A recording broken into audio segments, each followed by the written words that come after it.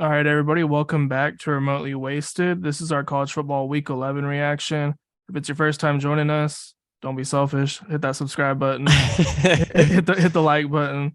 Yes, sir. So we normally record our episodes on Monday night. Tonight it's Tuesday, so we'll be actually able to react live to the committee's rankings. Right now, we got the AP pulled up. So we're about 30 minutes away from the committee's rankings. So we'll see what they are. Really, number 6 is really the question on everybody's Yeah. mind. I think 1 through 5, we pretty much know. But yeah, we can hop right into it. Starting at the bottom, Oregon State at 25. Interesting. Yeah, I think this is their second time in the top 25. I feel like they were in this range at one point. They were. It boosts USC schedule a lot. Yeah. Really thinking about it. Let's see. I'm surprised Oklahoma State's ranked again. Who do they beat? They didn't beat They anybody played Iowa worthy. State. Oh, come on, man. They ain't Yeah. worthy. I think NC State's at 7-3 as well. Yeah, NC State Yeah, I blew would. blew one, didn't they, to Boston College? Yeah, they lost Boston College like 3-6. So yeah, I would rather see these two teams over NC State. Texas is at 7-4, so these make sense. UTSA, I'm not sure what they're at. Um, Duke is at 7-2, maybe 7-3, or not Duke, Liberty. Sorry. Liberty, Um, man, that they to UConn. That Hey, that that UConn's was like rough. this. UConn's a pretty good team. They're a sleeper team. I'm pretty sure they beat somebody. I can't remember who the fuck did UConn beat. I think they beat a good team.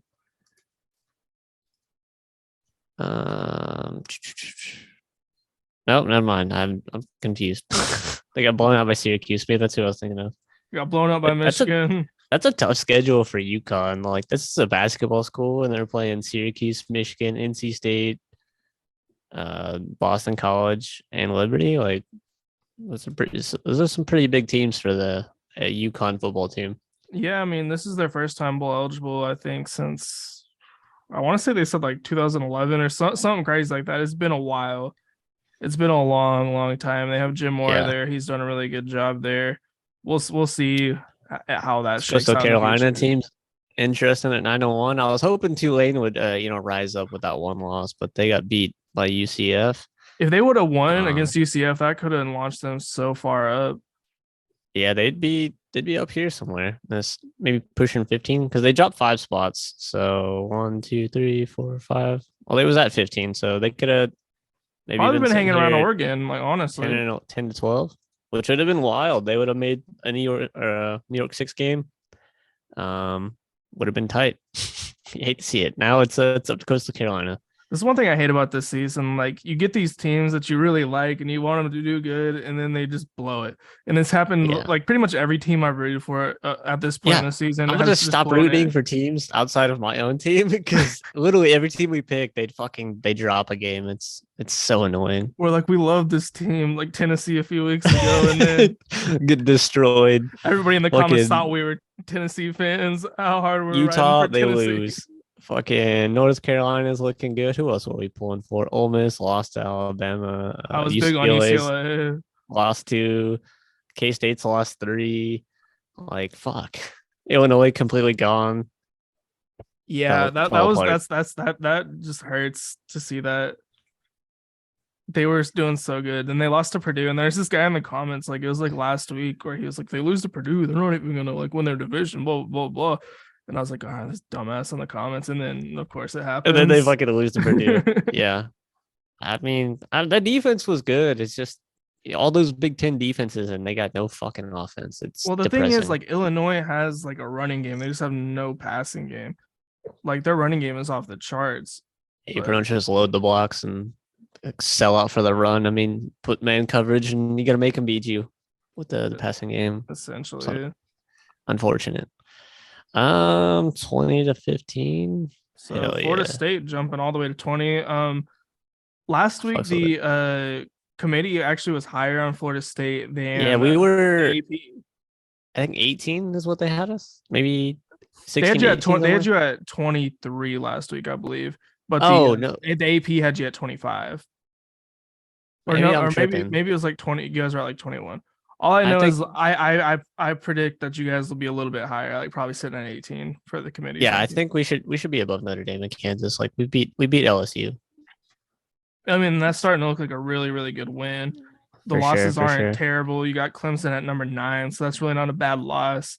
NC State's kind of looking rough. And the Wake Forest is actually starting to kind of look rough at Yeah, the they've moment. started. I don't know what the fuck happened to Wake Forest. They fell off a cliff. They who did they lose? They lost to somebody this weekend, and I was like, whoa. North Carolina. Yeah, yeah, and Drake North May Carolina. threw all over them. North Carolina's good. They're really good. I Oh, wouldn't be their surprised if they offense is good. snuck in there. It's possible if they could beat Clemson in the ACC championship, they'd be sitting right there with a very good reason to be in. So I don't think they will make it though. They need like TCU to lose, like a Pac-12 team, like USC to lose.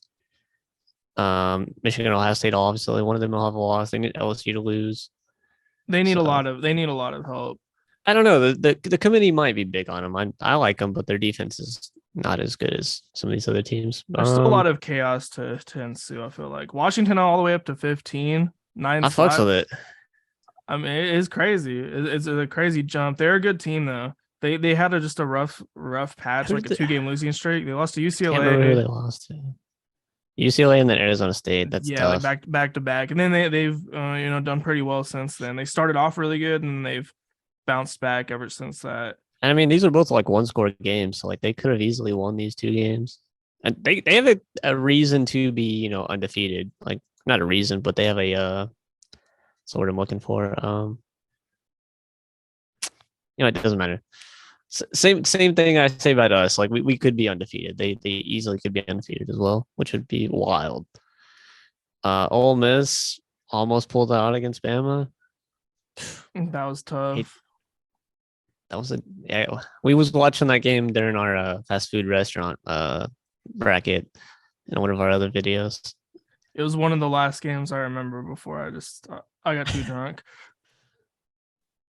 I woke up to the Oregon and UCLA stuff. Like I was gone, but yeah, I was Fucking kind of surprised Oregon. Oregon lost. Like I really didn't expect them to lose. I was actually Oregon shocked. and UCLA lost. Like it's pretty much USC and Utah in the Pac-12 championships is what it's looking. It's what it's probably going to shake out to. Yeah, and it's really USC's. Like I don't want to say they control their own destiny because they kind of don't. Because then you have the whole TCU, Tennessee, USC debate going on. But USC is one of those teams. Well, Like they're really close to controlling their own destiny if just one or two good things happen in their favor. I don't think they'll win out the rest of the season. They're gonna have to play Notre Dame. They're gonna have this to is play UCLA.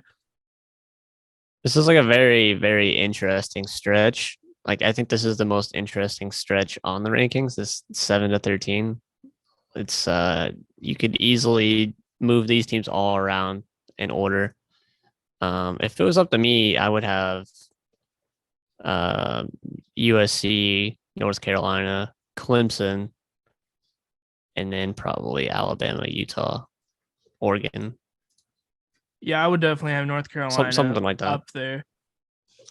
I would have North Carolina so much further I mean, up. they're 9-1. Like I don't understand it. They're it's just it's because they offensively haven't just really it's because they haven't played anybody. Like I get it, but like they're 9-1. I with a lone loss to Notre Dame, who is sitting at 18. granted So Notre Dame did not look very good against Navy. It was kind of surprising. I mean, if they beat NC State and Clemson, that's just gonna push them up higher. I mean, NC State needs to get ranked again to help out North Carolina's resume. So, but yeah, beating Clemson will easily push them up here to this 7 to 8 range, and then they just gotta hope that that they can get in because they would play Clemson the last game of the year, and then they would play them in the ACC championship game. So they play them back to back, right? I'm pretty sure I believe that's so how because it's gonna I shake out. I don't think anybody else is like going to Because in win the that division besides because in the Clemson. Atlantic it's Clemson, and then I think it's NC State, and then I think it's us. Yeah, so even Um, even if Clemson, if they win out until that game, they should be playing back to back weeks. oh no, we jumped up. Yeah, Clemson would have to drop fucking 3 conference losses, which is not possible now. If they would have lost to Louisville, and then potentially their next week, because who do they play next week? Is this a South Carolina week? No, Miami. I mean, they could potentially still lose these 3 games. I doubt it, but They're not losing to Miami. I can see South Carolina, North Carolina for sure, though. even if they lose, say all 3 of those games, only 2 of those are conference games, so they would still be at fucking what 9-3 in the conference, Yeah, with the head to head against or Florida would State. it be Yeah. 9-4 in the head to head? So I think they would still get in over us against North Carolina. They're pretty much a lock to get in, and it looks like Yeah. North Carolina is damn near a lock to So get in. so North Carolina, Clemson are playing back to back games, which is they're gonna be if they could beat them that first game, the last game, and then beat them again in the ACC championship. That's like a double like jump for them. I would put them in over one loss anybody that's not a conference champion. Yeah, this is like outside of LSU. If LSU wins the SEC, I'd put LSU in over them. this is like a fun game of musical chairs Yeah, it's at the shaking out real end of the weird. season. So like Tennessee, like they're obviously the best team. I feel like out of all these like 1-2 loss teams, but they're the team I feel like they have a really good shot of getting left out because TCU wins out. That's They're not looking automatically. good. I mean, you got Ohio State and Michigan. They're gonna play each other, and then everybody's fighting for that last spot. So it's gonna be Tennessee, USC, LSU, North Carolina or North Clemson. Carolina. Clemson if they beat North Carolina. Yeah, pretty much. If North Carolina or Clemson wins back to back weeks, that team's gonna be really high up there in the hunt. I think Tennessee's probably most likely to get left out. I feel like because they're not going to have that conference championship. So let's say USC wins out and they're the Pac-12 champions. I don't see the committee leaving out USC. I just don't see it. I think if it's like Tennessee with a 1 loss up against another team that's a 1 loss with no conference champion for that 4th spot, if they decide to put in, a 1 loss team over a conference champion, I would go Tennessee if I'm the committee. It's going to be a better matchup in the playoff. They're gonna compete more. They're gonna compete better than some of these other teams. No, they're like I'm saying. I think they're the best team that's there. I think they might be the best team in the country still. Like you put them and Georgia on a neutral field. I don't know. 100%. I think it would be a completely different game. Same with that Bama Tennessee game at Tennessee. Like they might not have lost that game if they played at home. There's a very good possibility. Alabama's looking a little shaky. A little shaky. Their defense sucks. Well, they don't suck. Their defense doesn't suck, but for Alabama, their defense is like a little weird. Their offensive play calling, like Bill O'Brien, everybody hates Bill O'Brien. That's an Alabama fan, and they have no receivers.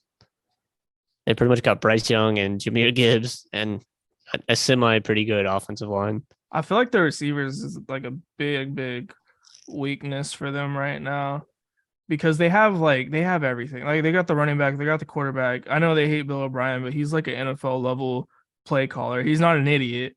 They're just like any other team would be thrilled to have Bill O'Brien as their offensive coordinator, an NFL head coach, offensive coordinator. He's really good. And then you can see what he's done with Bryce Young. So yeah. But I don't know. We'll see if he stays around for next year or not. Hot seat? Question mark. Well, speaking of hot seats, man, I heard A&M lost to Auburn. He might not make it through the year. It's getting closer and closer. Getting like sad. Like it's getting like they're not even bowl eligible. Which when we get to team talk, we'll talk about bowl eligibility. Good fuck them. But yeah, they're like, oh my, they're a train wreck. They're a train wreck. So I would assume. So we could go into our like top 6. We could do the 1 to 1, like what we've been doing.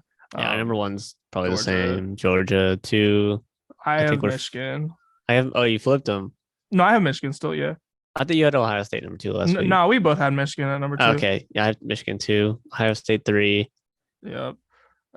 TCU 4, TCU Tennessee 4, 5. Tennessee 5. I got I gotta look. I USC gotta double 6. check. I gotta double check what I put at 6. USC. Yeah, I put Yeah, USC. it's It it's was really tough between them and LSU. It really it was just makes really really tough. sense. LSU almost lost to Arkansas. Arkansas is not good this year. Like they're not terrible, but they're like not a good team. And LSU, after beating Alabama, like yeah, coming off that close win and an upset, and then playing Arkansas, like I get it, but it's a little weird. It's a little suspect. Jaden No, Daniels played like shit. it's definitely suspect, and that's actually why I put USC above LSU because they looked a little shaky, and I mean USC they've only looked bad really against Utah. I mean they've looked bad on defense throughout the whole year, but as far as like genuinely like they're gonna lose this game, pretty much just the Utah game, and it was a 1 point loss.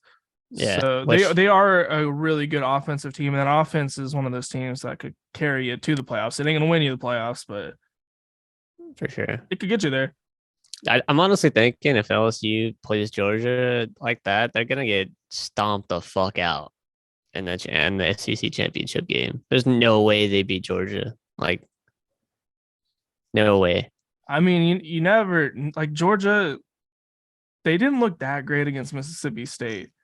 Like I feel like Mississippi State kind The of whole first half. fell apart like towards the end. Like they returned a punt on them for a touchdown. Granted, Mississippi State's like the top like returning team in the country, I think. But still, like Georgia was struggling a little bit, and they've struggled against Missouri. Like there's holes, and this is not the Georgia of last year. I don't think they're as good of a team.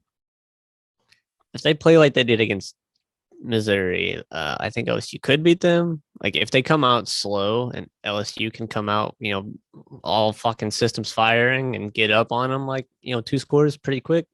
I think that's their only chance because Georgia they get better as the game goes on. Oh yeah, definitely. Especially like after after halftime, like in the Mississippi State game, they was up by like a handful of points, maybe 1 score after halftime. They just started blowing them out.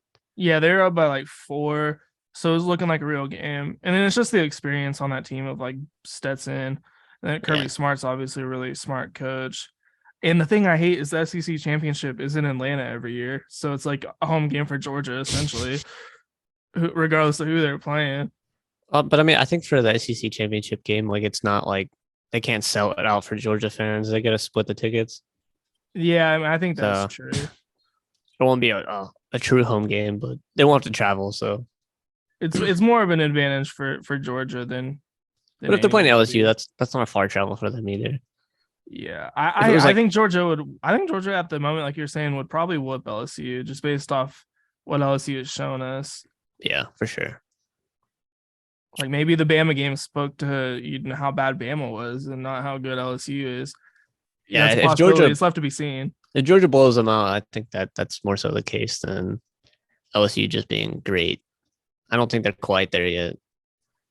I don't think they're all that good, just based off the fact that they didn't stand a chance against Tennessee. If they played Tennessee close, it'd be a different story. But they got blown out by Tennessee. The Florida State game, that was like a back and forth game. They played pretty good.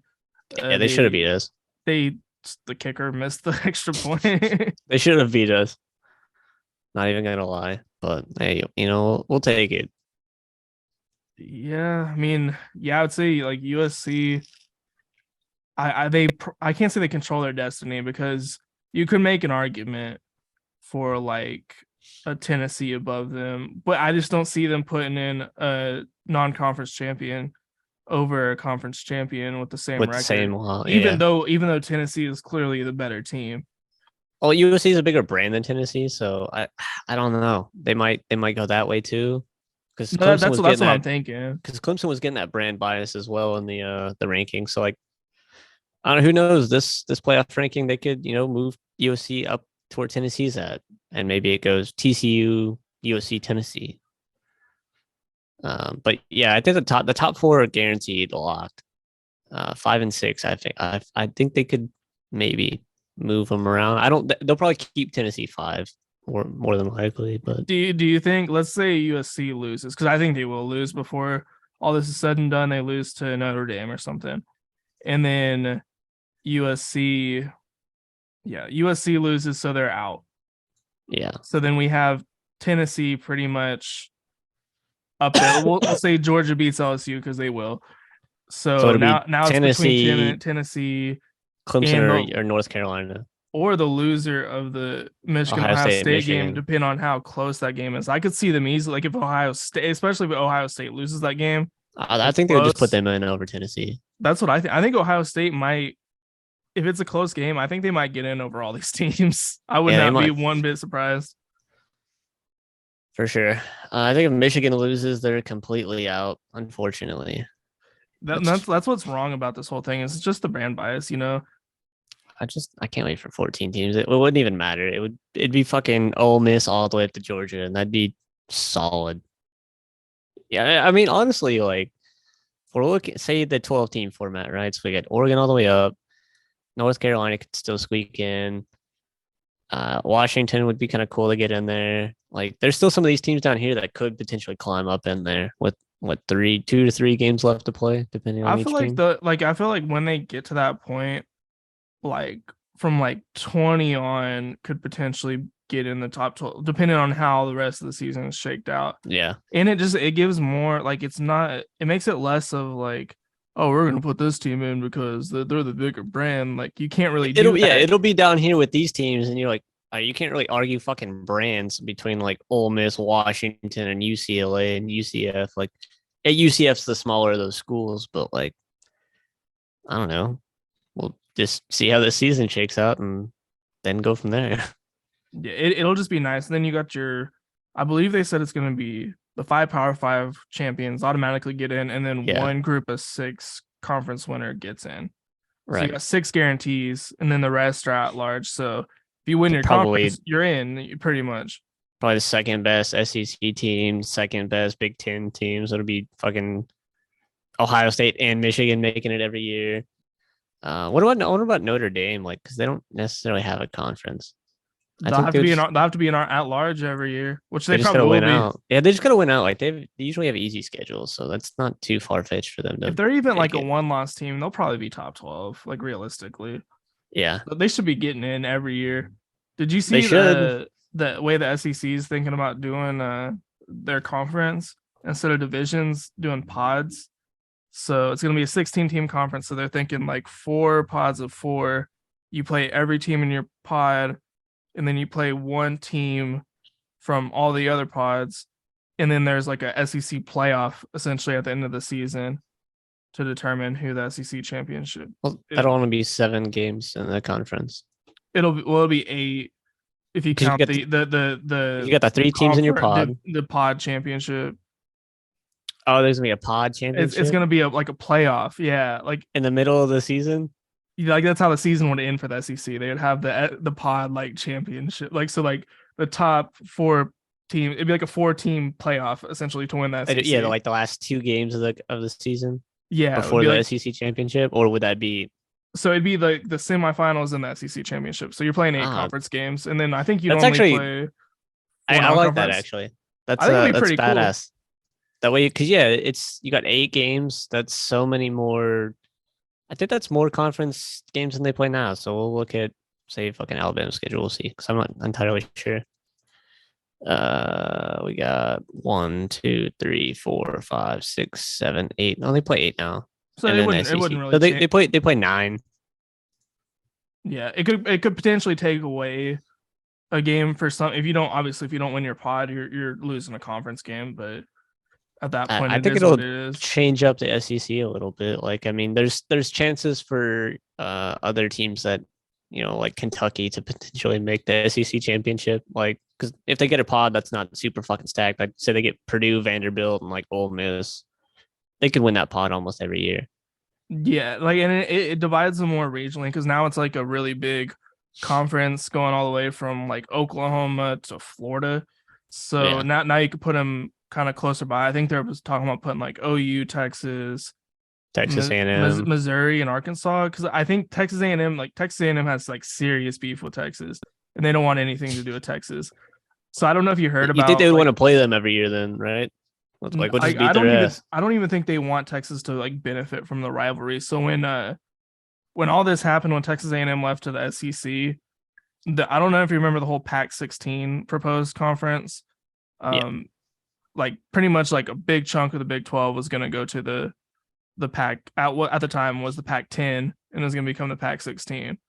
Well, the A&M guy like kind of like got word of that before all the news came out, and he went to the Texas guy and he's like, "Yo, what's going on? Like, are you going to the Pac-10? Like, are we going?"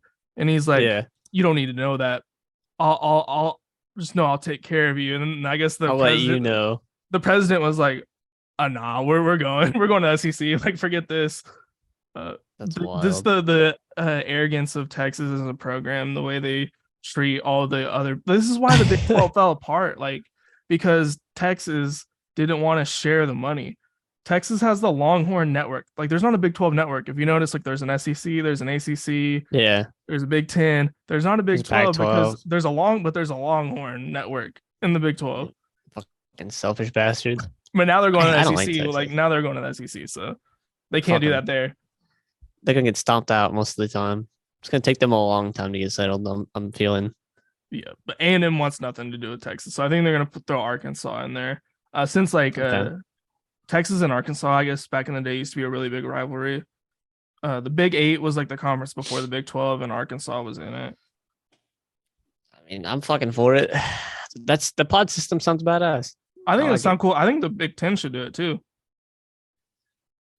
because they have 16 teams, or they should be. I think with USC and UCLA. Let's see. Surprised they're not getting Oregon. I bet you they still could. I think there's a good One, chance. two, They still 3, 4, 5, 6, 7. We got 14 currently. Yeah, So then yeah, they'd have you add 16. a USC and UCLA. They got 16. They could break into pods. That'd make things interesting.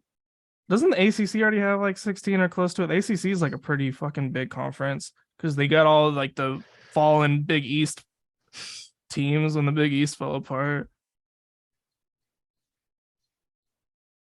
We got 14. Get two more. Get Notre Dame to commit finally. Notre Dame's I just mean, honestly, starting. like if we get Notre Dame to commit, I mean, I think they're ACC in basketball. If I'm not mistaken. They're like half in, half out. So we get Notre Dame and say like we get UCF. Cincinnati's going to the Big 12. Houston's going to the Big 12. Yeah, we take like UCF and like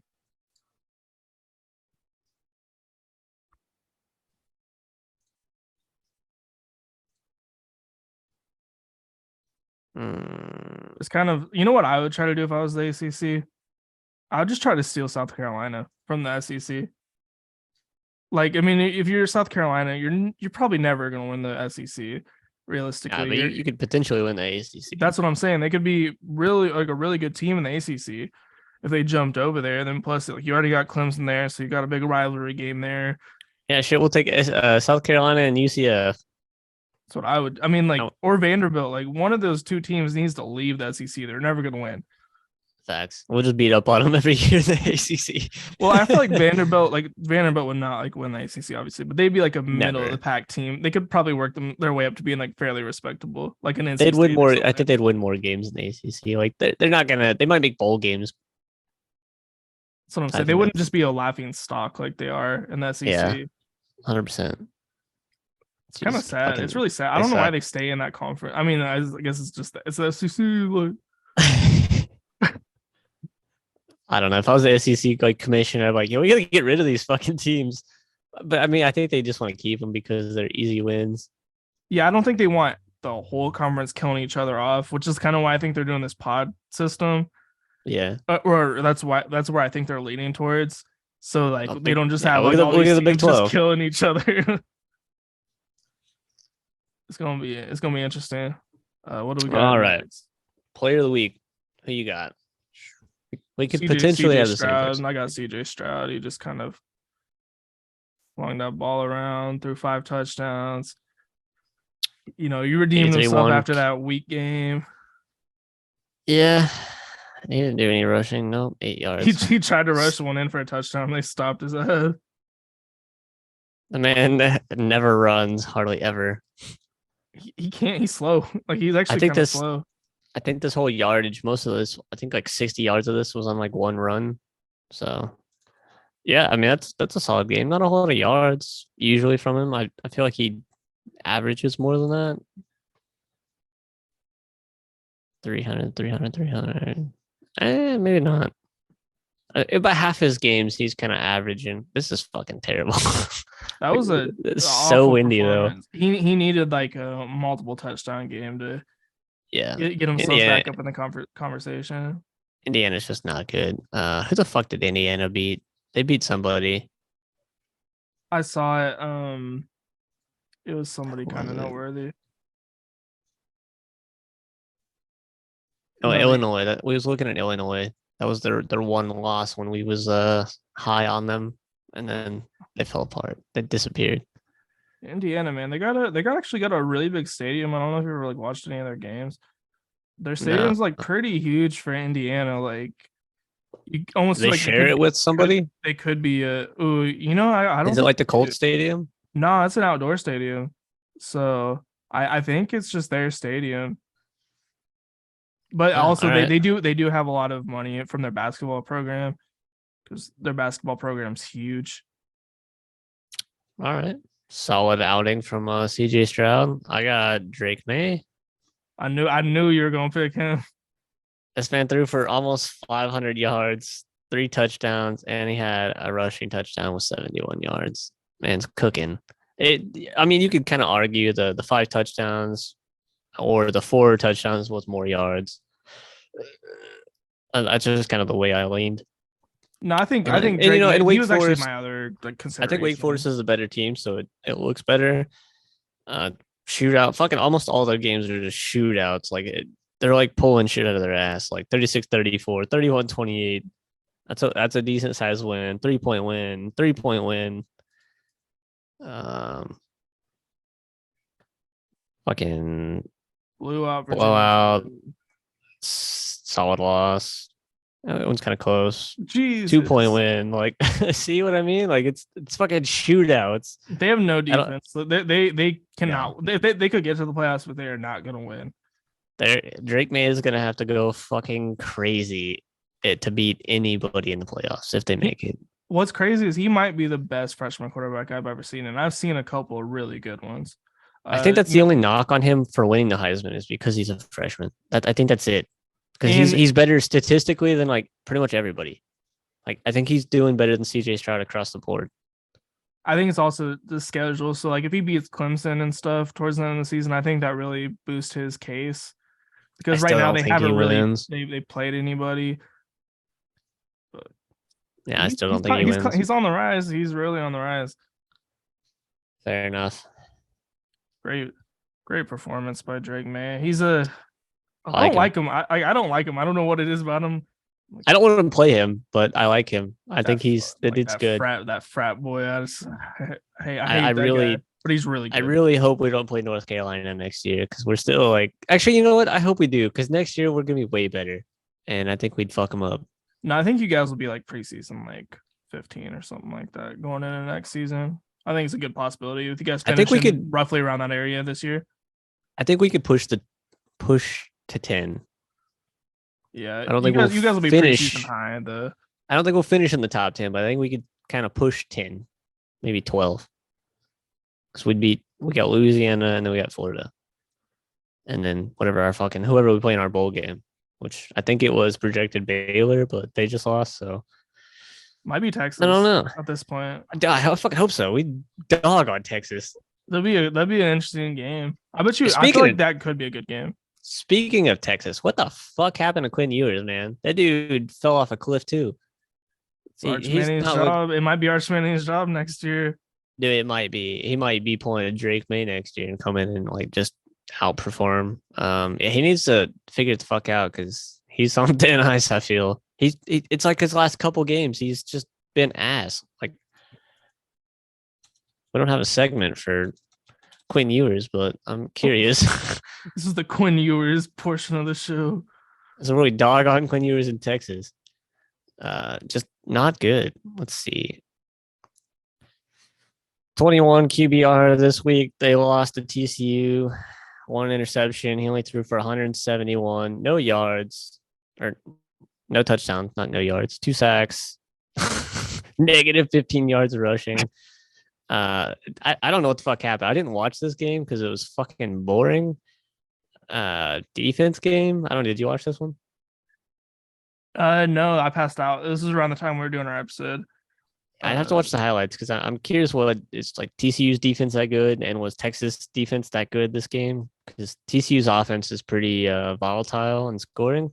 So holding TCU to 17 is like a pretty solid feat. Let's see. We'll get into some other stuff. Like even this K-State game, nothing crazy. Man, fucking went off against OSU. But those interceptions at the same time. Yeah, that really kills his QBR. Nothing even crazy here. Like It's really just the Bama I don't know. games where he looked really, really good. Yeah, I guess. Then ever since then, he's kind of like he's been okay. He's been hit or miss, and This is his best game, and then he kind of beat up on fucking Iowa State a little bit. That's it. I mean, these two games down here aren't bad. Like he was looking good against Bama. Like this, he would have probably thrown for 300 at least, and I'd say 3 touchdowns if he wouldn't have got hurt. Yeah, he got hurt. Was like first quarter or something, like really early. Yeah, these last 3 games, not good. Not I good mean, if at you would all. have told me like during like after the Alabama game, like he's gonna finish this season, like he's not gonna obviously finish with 13 touchdowns, but if he would have told me he's gonna have 13 touchdowns at this point, I would have thought it's crazy. But his Yeah, stat no line's shot. not looking that good anymore. He's not playing good. He's very, very bad right now. Granted, he is a freshman. He is a freshman, so you got to. He's a give him that. freshman. I don't know what their issue is. I haven't really watched too much Texas football. I watched a little bit of this OK State game. I think I watched a little bit of this one, but I don't know. This is also only like year 2 of the Sarkisian era. They're not fully rebuilt. And their recruits aren't all there, but the man just fell off a cliff. So might be Arch Manning's job. That's gonna be a big thing going. He's gonna have that hanging over his head the whole season next year. Off season is gonna be hot. Arch Manning or Quinn Ewers, I can already see it. That's gonna be such a big topic. They're gonna be talking about it every day, like they talk about the Lakers on First Take. Or LeBron, yeah. LeBron and Arch Manning and Quinn Ewers QB battle. They'll be in the weight room, like out trying to outlift each other, and they'll be like in there talking about it. Like they'll be doing, yeah. They'll be talking about Bronny and Arch Manning all year next year. Imagine if Bronny went to Texas. Like, do you know how crazy that would be? There's talk about it. Mind. I don't think he's considering them anymore. I don't even mind. I like Arch Manning. The dude's he's a baller. I like the family. I mean, I'm getting a Eli jersey, so. Oh, did I tell you? I found this website where you can order jerseys for like $36. No shit. Yeah, I'm gonna try it out. I mean, they come from China, so like it's like a order at your own risk. But I'm gonna get another FSU jersey. I'm gonna get a US Soccer jersey, and I'm gonna get a Giants jersey. And it's cheaper than it would be if I ordered one real jersey. So like I'm just gonna see what the quality looks like, and then I'll recommend it to everybody and you, I guess, if it works out. Yeah, if it comes out halfway decent, I'm definitely gonna get a few jerseys. But yeah, I was looking at the FSU lineup. Like they got like Dion jerseys. They got like fucking national championship with like Jameis Winston jerseys. They got a couple random players, but I think I'm gonna get a Dalvin Cook's jersey, or I'm gonna get the black Dion. I don't want to get white because I'm just gonna get it dirty. Yeah, white's kind of just a risky color in general. Yeah. All right, defensive team performance of the week. TCU. I have TCU. Oh, really? Yeah, I looked into them just holding. They held Ewers under 200, and they held Bijan Robinson to 29 yards. Yeah, that's I thought was really, really crazy. Actually, and wasn't TCU looking. Has a terrible defense, so it kind of just surprised me. Yeah. At the Home Depot, we have the tool. I wasn't looking this way when I was looking for teams. They're probably announcing the rankings right now. I fucking have the The Oh, channel they still are they? on. Do they still have the fucking basketball game up? Let me try to see if I can flip over to it. See if it switches. They were just showing like basketball highlights for the game. I was like, I don't give a shit. There's like 35 seconds left, so it should be any minute now. But yeah, back Turn this up a to little bit. Let's see. They held them under 200 total yards, which is pretty solid. Like, yeah, this is just a defensive game. Like, they didn't even score. Like, neither team had over 300 total. One turnover apiece. They did hold them to 22 minutes possession time, which is pretty interesting. And it was in Texas, like, or in Austin. it's Doesn't really make sense. just crazy to me because I mean Texas has a lot of offensive weapons, and TCU's defense isn't that good. I thought Texas was gonna win this game because I think a lot of people did. TCU's defense is not good. I don't know where they pulled this out of. They saved it till this game.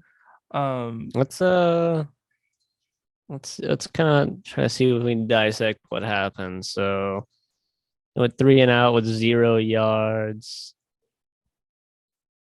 incomplete false start, incomplete. Where's the penalties at? I didn't even see that. That might be a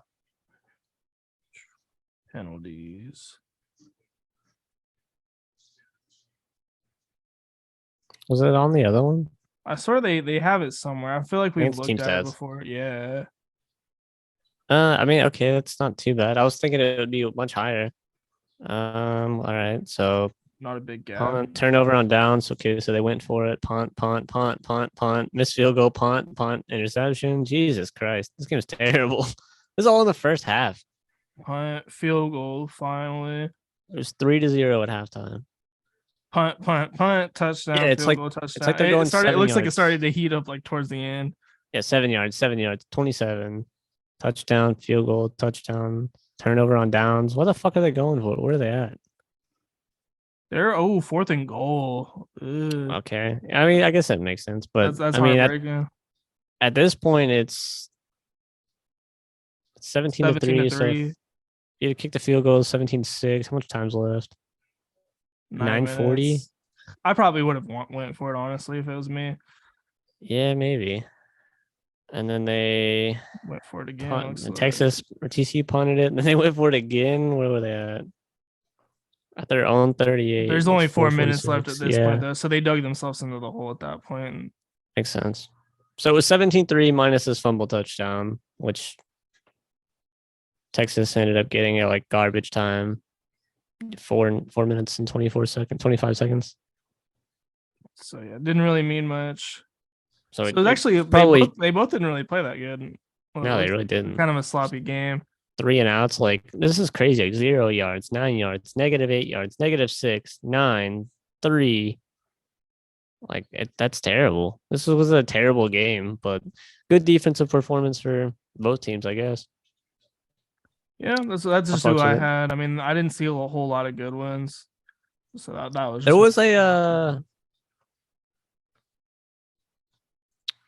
There was like a couple of different ways I was kind of looking. So I ultimately ended up going with FSU, which I'll just cover on the team talk. But I was looking at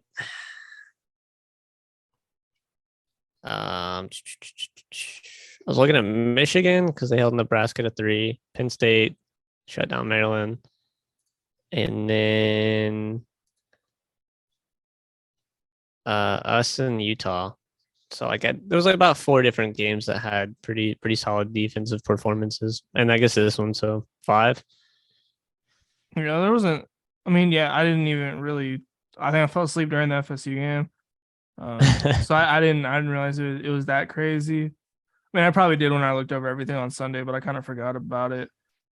Utah, Yeah, so that's nice. Yeah, there's some good games. When I was looking at them, I was kind of looking at like total yards gain or total yards allowed, touchdowns and turnovers, and across those 4 games, they were all similar. Maybe one team had allowed a little more yards and another team had another extra turnover. So I'll ride the bandwagon on my team a little bit.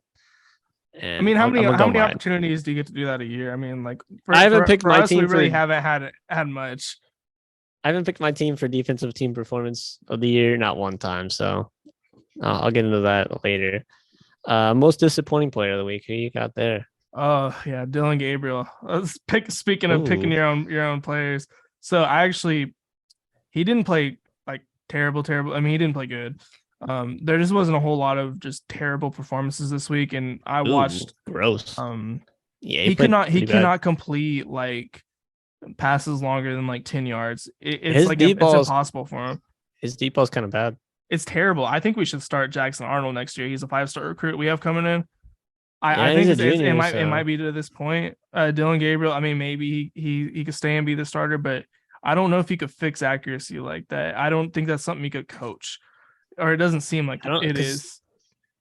I don't know how he was at UCF, but I know he was pretty good. I don't know how his deep ball was over there.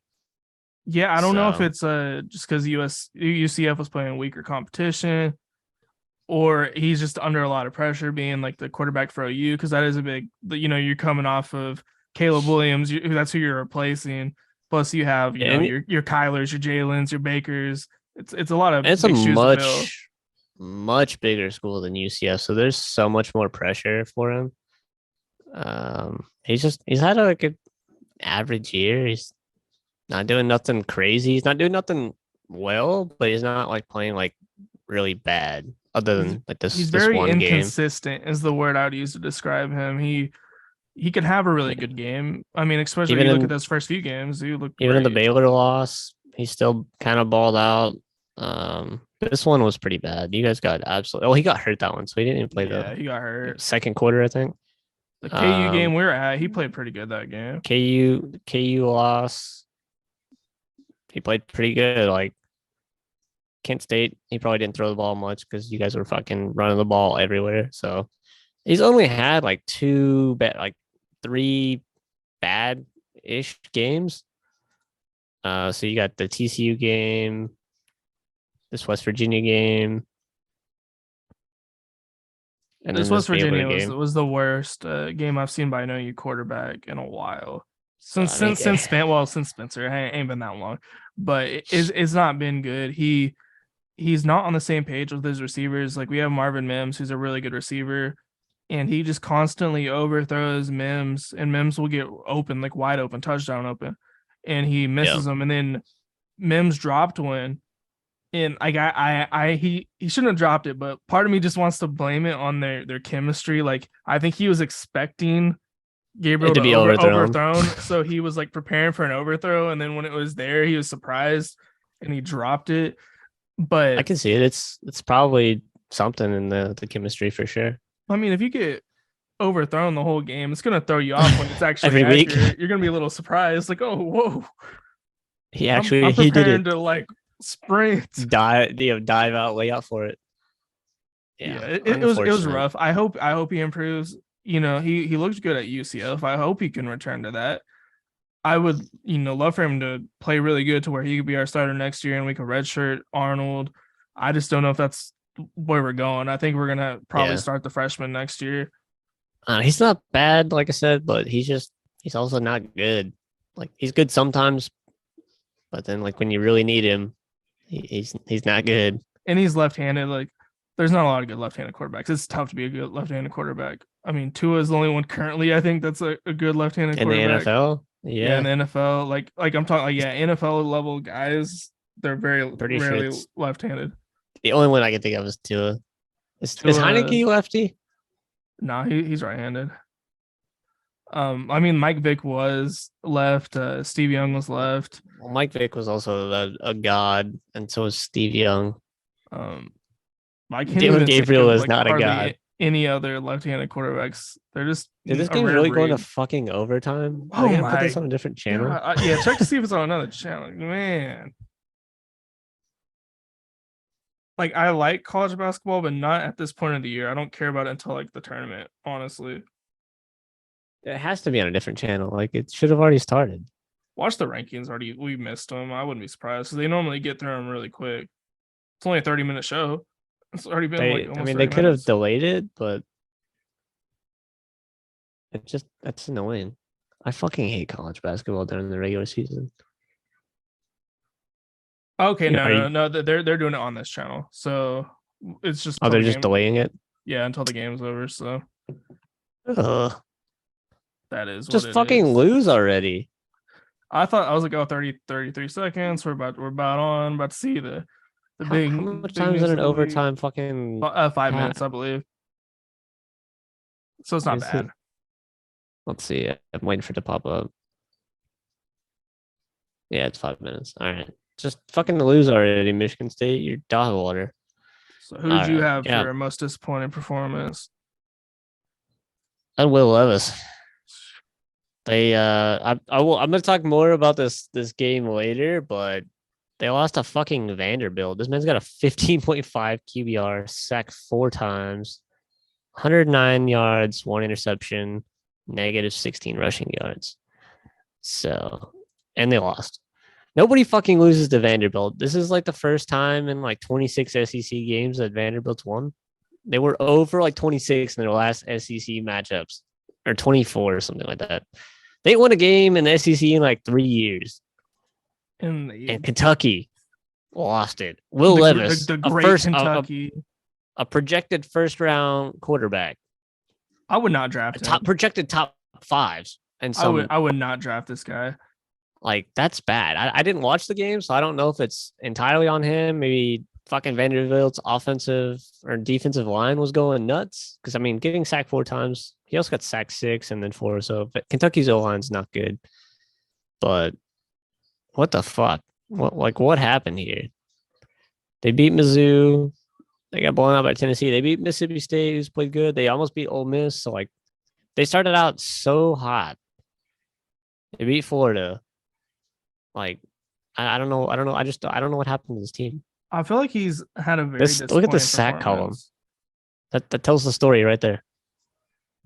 Yeah, I That's mean bad. that might be a cause of a lot of these interceptions. He's feeling rushed. He's feeling pressure. He's throwing the ball. Well, I mean, he got 6-6, no interceptions, 4-1, 4-3, 1-1, 3-0, 5-0. Like, these are the games you would think he'd be throwing fucking 3 interceptions. Not this one, but that is Tennessee. So Tennessee's defense is decent. Youngstown State, 2 interceptions. So I don't know what the fuck happened to him in this game. In defense of the Youngstown State, that is one of the Stoops brothers as the coach, like the kind of the forgotten one. So he knows his brother probably, like, because his brother is coaching in Kentucky, so he might have known some stuff his brother was gonna do offensively. I don't remember if he was my most disappointing player this week, but this one's also bad. He might be most disappointing player this season. Like, he's really not done good for a first round pick. Not really. I wouldn't draft him unless he's got like super great like QB tangibles and like he can read defenses really well. I don't know. I don't watch Kentucky football. I don't know if these 4 losses are on him or what the situation is. Obviously, the O line's super bad. That we know off just looking on the stat line. O line dog shit, but he played terrible. So. At the end of the day, I mean, your QBR is your own QBR, so you can't blame your QBR on the offensive Browns will draft him after Deshaun Watson goes to jail or something. he'll be another bust, or he'll be the Colts like 14th quarterback in the last 5 years. Speaking of Deshaun, I think this is his first week he can play. Is it Houston this week? Yeah, week 11. Yeah, that's his first game back.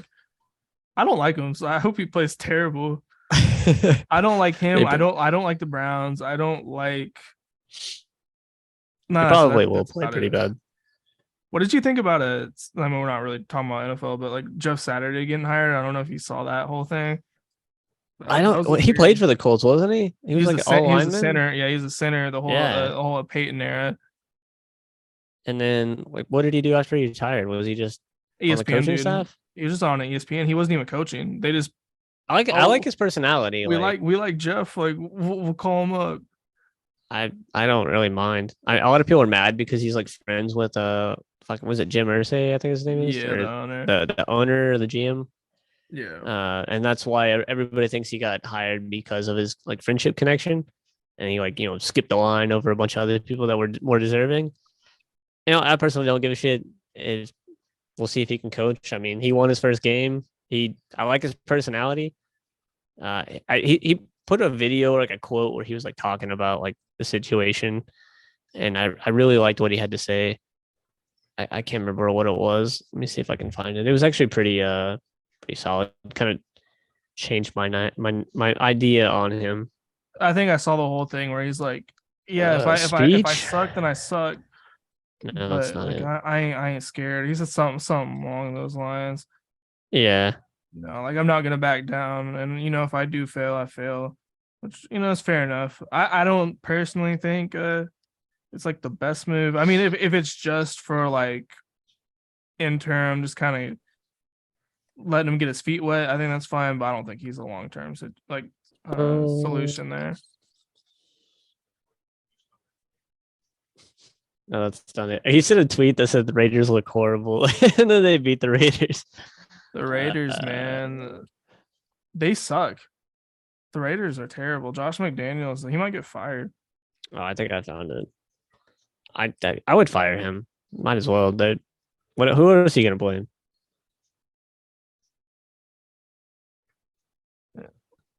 So he said, he appreciates the concern surrounding his lack of experience as a coach, and he's been around enough greatness to take on the challenge. And then he said, "My role here is for 8 games. When this is over, they will do an exhaustive search and pick whoever their best candidate is to be head coach of the Colts. If I'm considered, I'd be honored. I have no idea where this is going to go, not even a little bit. Completely comfortable with who I am as a man. I know I can lead men. I know the game of football, and I'm passionate about it. I have no fear of, are you as qualified as someone else? Spent 14 years in the locker room. Went to the playoffs 12 times. I got 5 dudes in the Hall of Fame that played with me. You don't think I've seen greatness? You don't think I've seen how people prepare, how they coach, how they GM, how they work? I won a Super Bowl, been to 2. I was like, all right, talk your shit, man. I'm like, fair enough.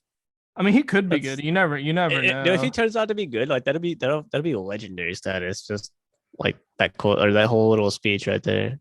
Oh, I like it. That whole speech. I was like, I like the guy. I would buy into it if I'm a player and he's coming in talking like that. Like, all right, cool, let's ride. And to be fair, like they have no fucking quarterback. What are you gonna do? You can't win in the NFL with no quarterback. They keep thinking they have a quarterback though before like every season. Like this year is Matt Ryan. I thought Matt Ryan was going to do good. He's been playing pretty good in Atlanta, and then he comes here and just doesn't play good. Yes. And last year it was Carson Wentz, who was a pretty respectable quarterback before that whole thing. If I'm the Colts, I'm tanking for a QB and then another wide receiver because like they only have Michael Pittman. Who the fuck else do they have? Nobody. They have a good offensive line. Yeah, they got a good defense. Like they're a quarterback away from making the playoffs, in my opinion. Post Andrew Luck, they was a QB away from like a Super Bowl. And as soon as Andrew Luck fucking leaves, they're like, "Oh, we got an offensive line now." Go figure. It's weird. I mean, I feel like they need to like almost just hit the rebuild button because they've been floating in that weird limbo spot for such a long time. Like, oh, they could be good, and they're not bad enough to get the first pick. I don't think they're too far gone. Like, they have a pretty good defense. They got a solid line. They just need a QB and some weapons. They got Jonathan Taylor, but he can't run because they fucking have no quarterbacks. So they know they're going to run the ball.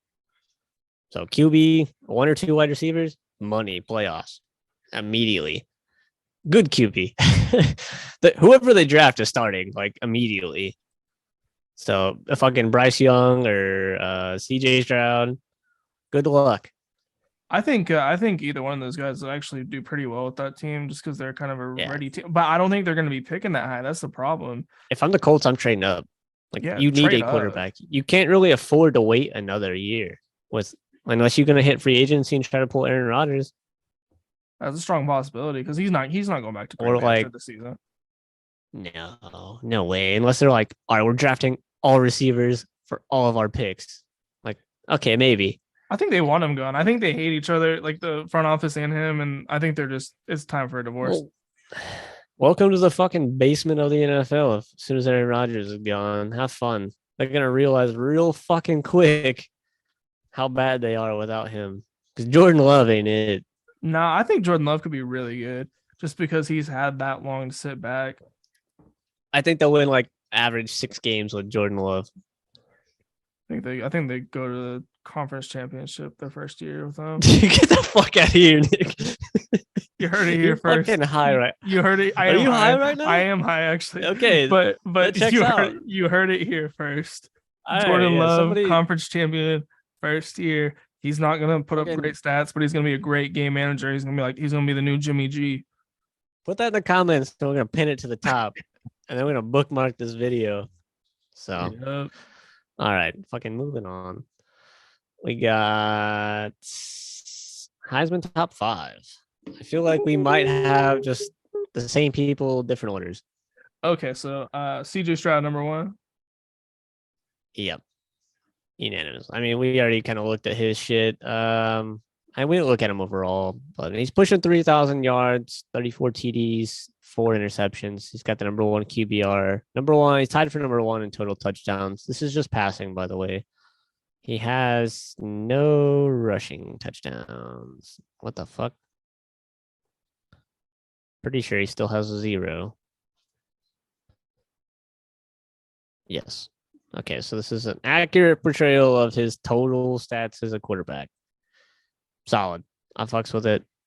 He's pretty much locked in unless he loses to Michigan really bad or has a really bad game. Who do they have? They got Maryland next week, and then I think it's Michigan after that. Michigan. Then possibly the So, Big Ten championship after that. There's almost 0% chance they lose to Maryland. He'll probably blow them out of the water, just like Michigan did this week. Maryland probably won't even score any points. It'll be like 50 to maybe 3. And I imagine he throws for probably 4 and 350. So he's just gonna probably crest 3,000 this week, and he might even hit 40 TDs. He's kind of the boring pick, but he is like the best player. I hate it because it's just like it's not fun to watch an Ohio State quarterback just dominate the whole year with an NFL level receivers like Marvin Harrison. He's a sophomore this year, but next year he's going like top 10. He's so good. He's crazy. And then you got the other guy whose name I can't pronounce. He's really good. Fucking Ikbuke or yeah, Ibuke? yeah, that guy. He's really Well, good. I think that's Smith Ajigba too, but he's been kind of hurt like most of the year. Just If I was him, I would just sit the rest of the year fucking out. Like you're going in the first round of the draft, just chill. like, yeah, I'm cool. Unless they make the playoffs, then I would be like, okay, you know what? I'll play. I'm gonna try to win a championship before I bounce. CJ Stroud, man. Great player. I had him actually at number 2 last week. Just the 5 touchdowns. Looked really good. Brought him back up. Who'd you have number 1 last week? Was it Blake Corum? Blake Corum, that's who I have at number 2. Okay, I guess we'll check Blake Corum out. I got Blake Corum at 4. Okay. Still top 5, still respectable. He rushed for 170 something this weekend with a touchdown. 162 and a touchdown. No fumbles. So like has he had less than 100 yards rushing? Just the first, it was like the first 2 games, and he wasn't even getting that many touches yet. And then he had 5 touchdowns on one of them. But like the dude's scored in every game this year, at least once. He's got no fumbles. So the dude's going multiple nuts. like 150 plus games. 1 receiving touchdown. I mean, he's sitting at 17. Solid. He's definitely gonna be over 20 if he runs all over Ohio State. That'll really be his way of winning. I don't see him winning unless he just has a crazy legendary game against Ohio State.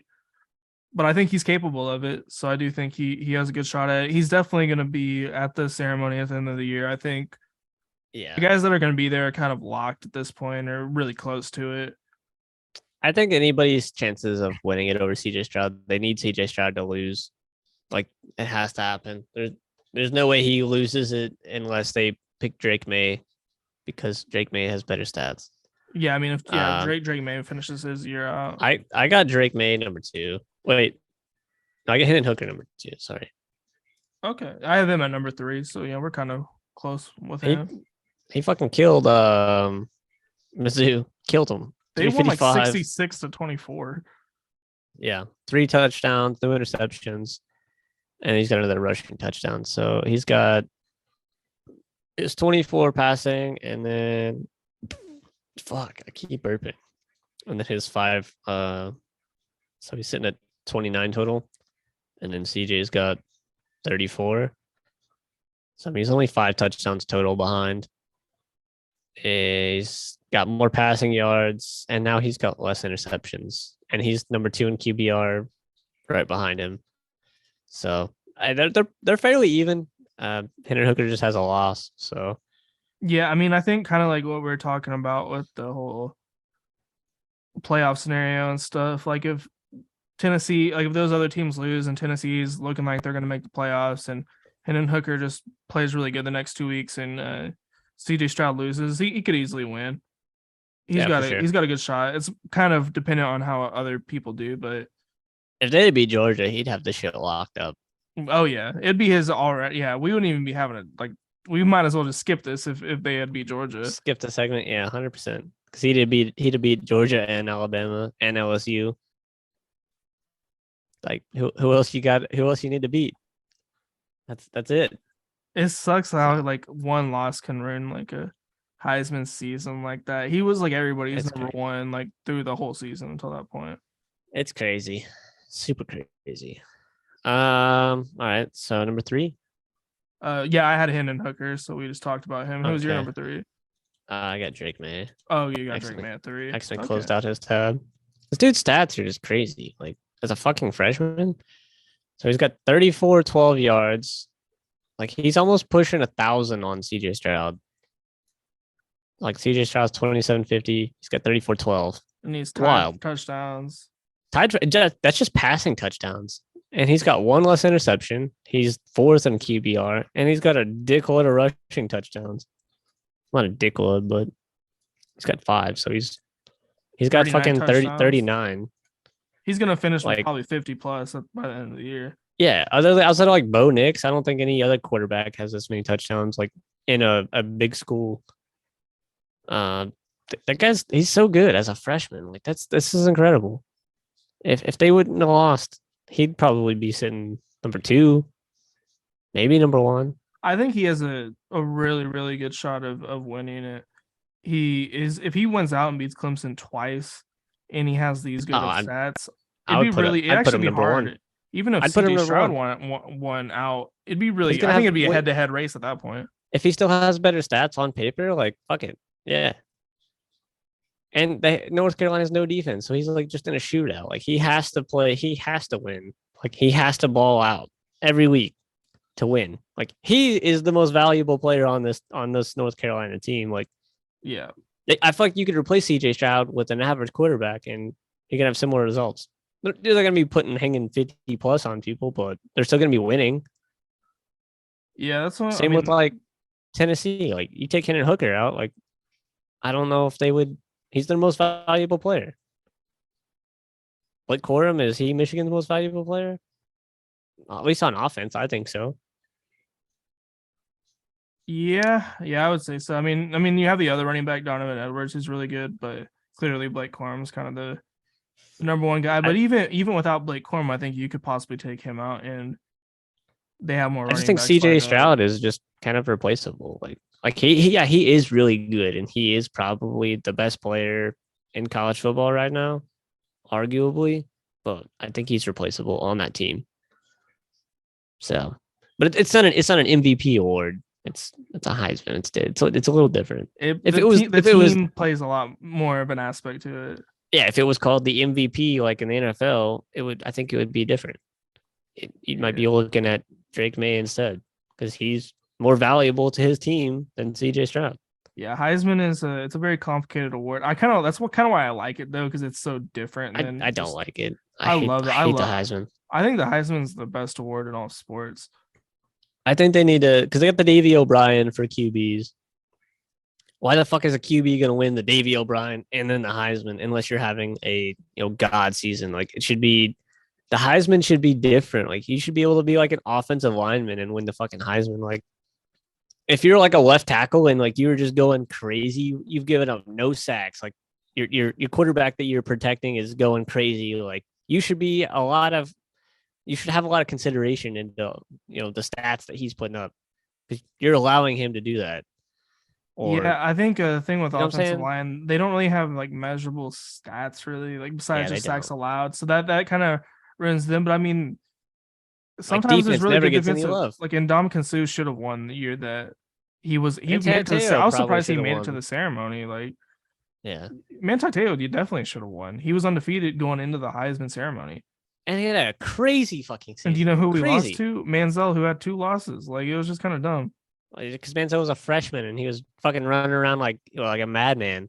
What's crazy is like I guarantee you Johnny Manziel's freshman stats don't look like anything compared to Drake May's. Like just that's how far we've came with freshmen.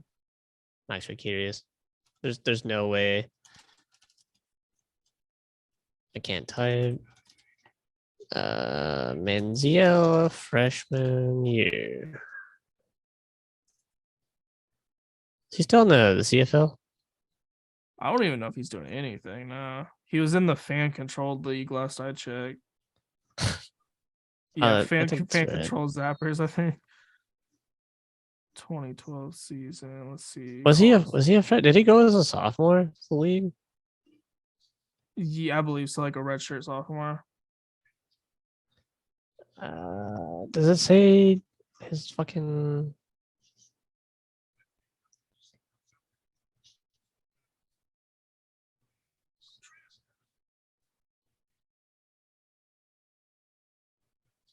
he was there for 2 years? Yeah, I guess. So All maybe he right, was so a redshirt freshman. I can't remember at this point. he threw for 3706. So Drake May's 300 behind. 26 touchdowns. He's already beat that. Not including his rushing touchdowns. 9 interceptions, beating that. Oh, he's got 21 rushing touchdowns. Oh my god, I didn't realize he rushed that many that year. Never mind. Drake May's got 5 and 1,400 yards. So let's look at Bo Nix because I'm curious. Oh my I think god, I Bo didn't Nix realize he has was that rushing like that. Jesus Christ, I don't remember that. all right. So 2775 to 3706. So he's 1,000 behind with 2 games left. 24 and 26. Out even. He's got 4 less interceptions.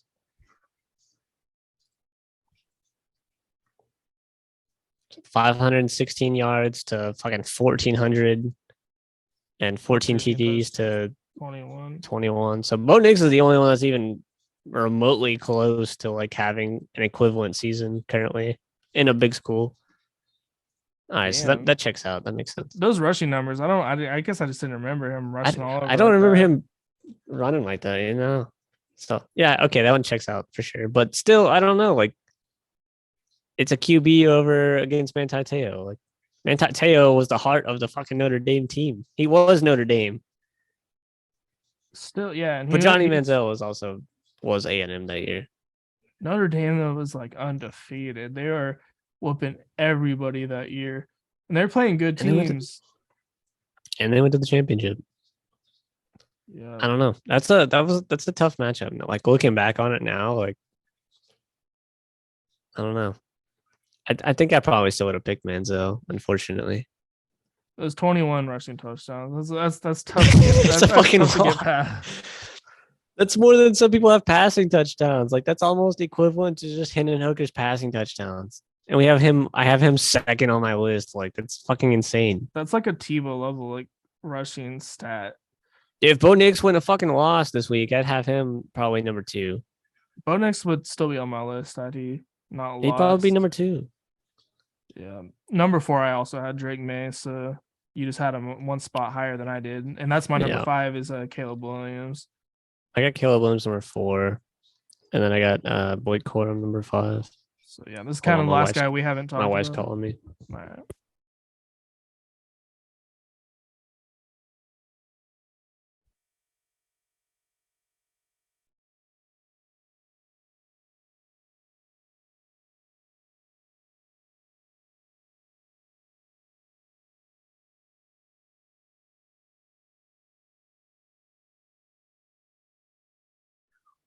She just hangs up on me. Sick. Okay. Go fuck myself. All right. Yeah, we've got Caleb Williams, 3,010 yards.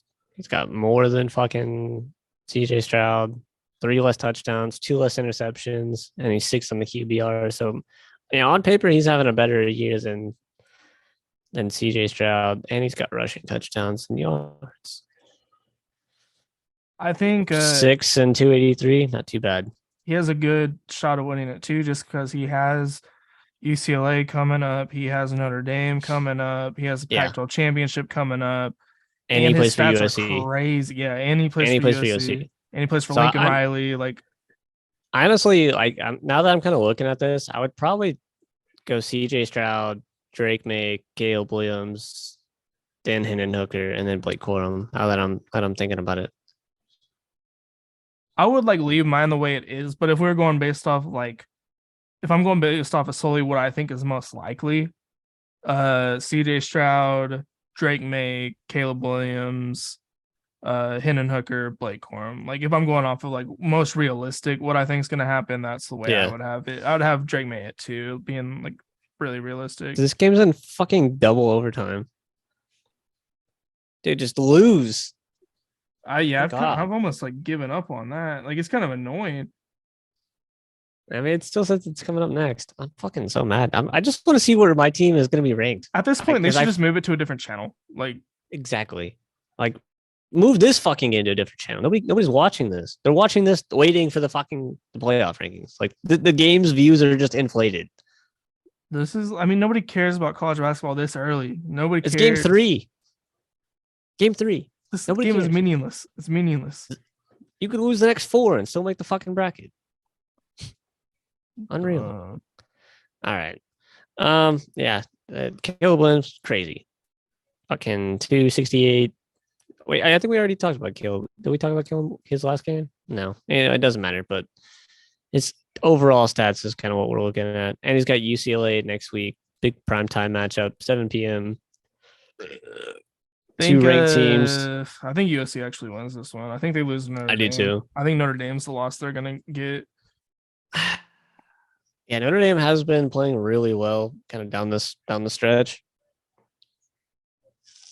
Notre Dame's just like, they're getting better as the year goes along. Granted, they did struggle against Navy, but it was like a defensive issue more than anything. They still scored really well, 35.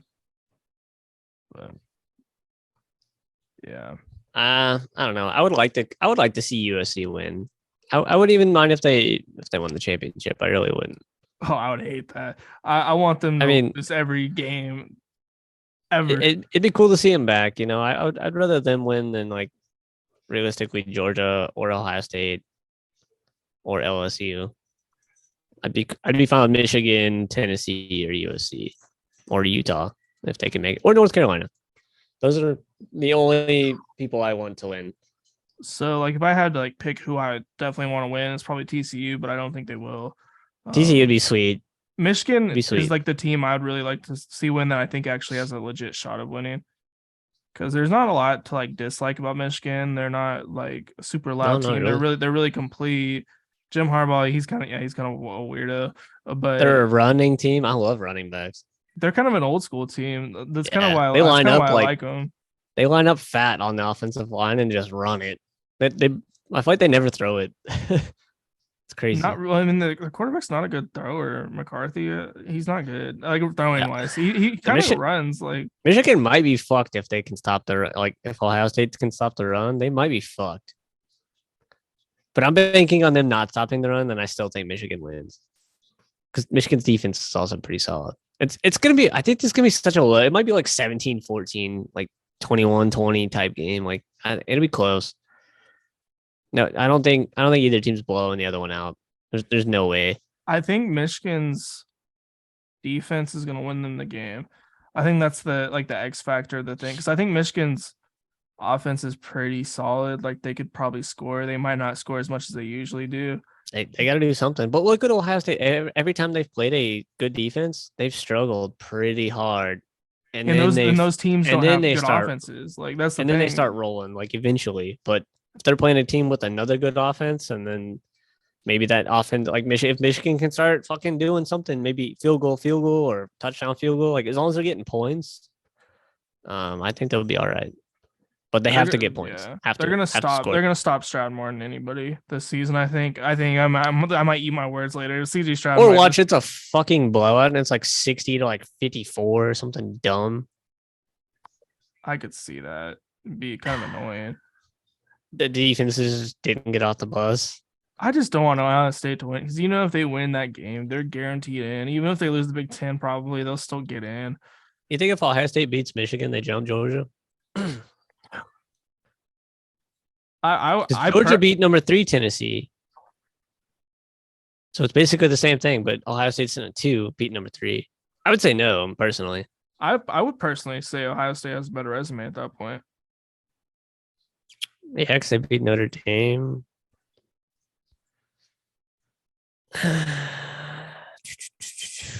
Iowa was good. Penn State's kind of turned it up a little bit.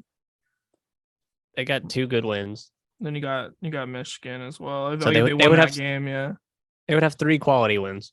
Plus whatever the Big Ten championship's gonna be, which ain't gonna be a solid win because then Georgia's got. Well, they got Oregon though, and Tennessee, so they might have. Yeah, they definitely. 3. Yeah, if they win that, yeah. I would say no, but I wouldn't be surprised. If Georgia won out, they would have the better resume for sure. Ohio State would be really close though. You'd have to put Ohio State at 2. You couldn't jump anybody ahead of them. So wouldn't be surprised, man. Ohio State, that's what Kirk Herbstreit wants. It's what ESPN wants. It pisses me off. Bro, he loves Ohio State so much. Like it's so like everybody's biased, obviously. Like everybody has their favorite team secretly, but he is like just the most obvious about it. Like 3 loss Ohio State should get. I don't think he's ever said that, but he's gotten close to it. Like, how could they put? I remember like he got mad that like 2 loss Ohio State didn't get in over 1 loss OU, and it was like our Kyler. It was like our Kyler year or something. He can pound sand. I like him, but dude can pound sand. I am looking forward to listening to him on the new NCAA video game, just like the old days. Yeah, hell yeah. Oh, you want to play wide receiver? You got to learn how to catch passes on defense. He said that so much. They're gonna put Booger McFarland in there just for his stupid ass quotes. Have him in the halftime show. That'd be hilarious. This shit would be funny. If I was him, I would just embrace it. Everybody makes fun of me anyways. Like, why not make some money off a video game? They should put College Game Day. I mean, they're not gonna be that detailed. It's EA. They'll never be that detailed. They might. That'd be amazing if they put College Game Day on there. They've had fucking 10 years to make this game, so this better be the best fucking game ever made. 10 years? Like, what fucking games take 10 years to make? Like, granted, they probably haven't been working on it for 10 years. I would say maybe 3. I don't know. I mean, like, it would be amazing if they're just like, as soon as it got canceled, they're like, well, we'll get it back eventually to start working. Honestly, everybody loves 2014. So you already have the entire foundation and almost the entire game. So take the entire game from 2014. Don't take anything out and improve on it. That's it. The game's already made. You just got to update the graphics. See, they got a new engine. So they got to rebuild the game, obviously, in the new engine. And add some new shit. Like, that's it. Little details like that, like College Game Day, or like being able to expand the playoffs, or just creating your own team, making your own stadium, fucking, I don't know, making a mascot, the mascot fucking games. That shit was so much fun. Yeah. One of my favorite things was like, you could do like an exhibition game, and like if you picked a rivalry that had like a trophy, you win the trophy, and you got a trophy cabinet. So it goes in the trophy case, I remember that shit. I would play every fucking rivalry game just to fill my trophy cabinet with all the trophies. Like, that shit was dope because you'd have all your rivalry trophies, and if you won any championships with like any of your teams, like they'd be in there too. That was such a cool fucking detail, and that has to be in there. It has to be. I'm gonna be sad. Yeah, I mean, they gotta just add a few little things, like make recruiting a little bit more fun, make transfer portal a little bit more fun. And then you got 14, like from what I've heard, is a really good game. I have 13, and that's a really good game. So they don't really have much to do if they're not stupid, unless they just want to. To be honest, they could just take 14, like I said, update the engine, add the transfer portal, call it good. It would sell. I'd be happy with it, honestly. Yeah, as long as they don't fuck it up and like the game plays bad, like Madden. That's what I'm worried about. Because I heard it's going to be Because running it off the probably, same engine. yeah. I hope it's like a different team that's not like making the Madden games. So it's like they could be like, all right, that shit sucks. It's got a lot of bugs. Like, let's fix this. So I don't know. I mean, historically, like they were always running off the same engine, and NCAA for some reason always played better. Yeah, Like it was always a I don't know why. smoother experience. I don't know what it was. Like a lot of on Madden, like the players are kind of like stiff and you can't run. Like you can't run at all. Feels blocky a little bit. Yeah, and like NCAA was always a little bit faster, a little bit smoother. I even Maybe think they some did of it the on purpose movements were more realistic. because college football is faster than the NFL. So maybe they did it on purpose. Maybe that'll make the difference, and that's what it'll be like the best football game ever. It has the potential to be the best football game of all time. It does because Madden ain't had a good one since like 12, I haven't maybe. played it. I haven't played it. Yeah, 12 was good. That might be the last good one. Cause yeah, 13 sucked, or I don't even think it's called 13. It's called like 25. It's like 25 anniversary or something. Is 12 the one that had Odell on it? That was 16 that had Odell on it. That one I did Yeah, not like. I'm gonna go 12 then. That's the last good one that I remember. The last couple ones. All right, they're doing it when they after commercial break. Oh right. What does it say actually on the what it's playing? Because I can't find it because I like X'd out of the app.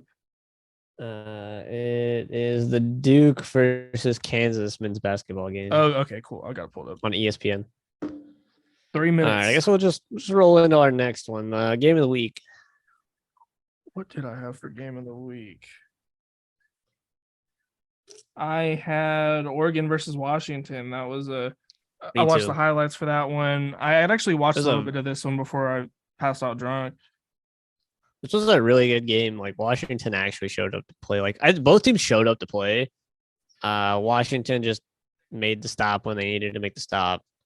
That's kind of really all it led to. Like almost fucking even in yards, turnovers. Oregon had almost 10 more minutes of possession time and almost double the first downs. So Oregon should have won this game. Michael Penix threw for fucking 408. That dude, he puts yards up. He's a gunslinger. Bo Nix played a really good game too. He had 280, 2 touchdowns, and I think he had some rushing stats as well. We'll kind of deep dive into it, see if anything stands out. Penalties, let's see. So Washington out fucking like doubled them in passing yards. Rushing yards, Oregon doubled them. Penalties, way more, but two more. But like 25 more yards. I mean, really looking at this, it looks like Oregon should have won the Penalties game. and yeah, because I mean, obviously, if you can run the ball, you should be able to throw the ball. So I don't know why they weren't really able to throw the ball well. I mean, it was averaging 10 yards a pass. So it was. I don't know if you saw like the last throw of the game. Bo Nix threw like this terrible like last throw. Like it didn't get even close to the end zone. It was short. Like it hit like the dude's feet. It was rough at the end of the game for them. They just kind of struggled there at the end. At the 38. I mean, that's a long 38 yards to go in one play. Like, I don't know. That's a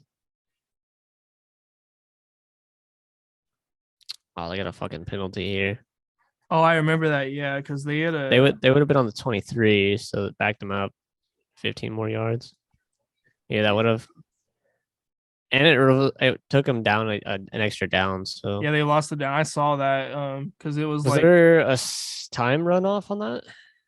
I don't think so. No, I don't think there's a time runoff. You just lose the down, which basically that sucks. I mean, they did get the ball with 51 seconds. They're down by 3 at 25. So incomplete pass. That shit took fucking a whole lot of time there. I don't know what happened right here. What is this? I don't know. Did he almost really just run around the pocket for like 20 seconds? He must have had to for it to be an incomplete pass. He just dude, throw the fucking ball away. And then that's a lot of time made off the clock right there. Somebody got sacked. I think that's the running back. Was he probably trying to throw the ball? Little fucking flea flicker or something?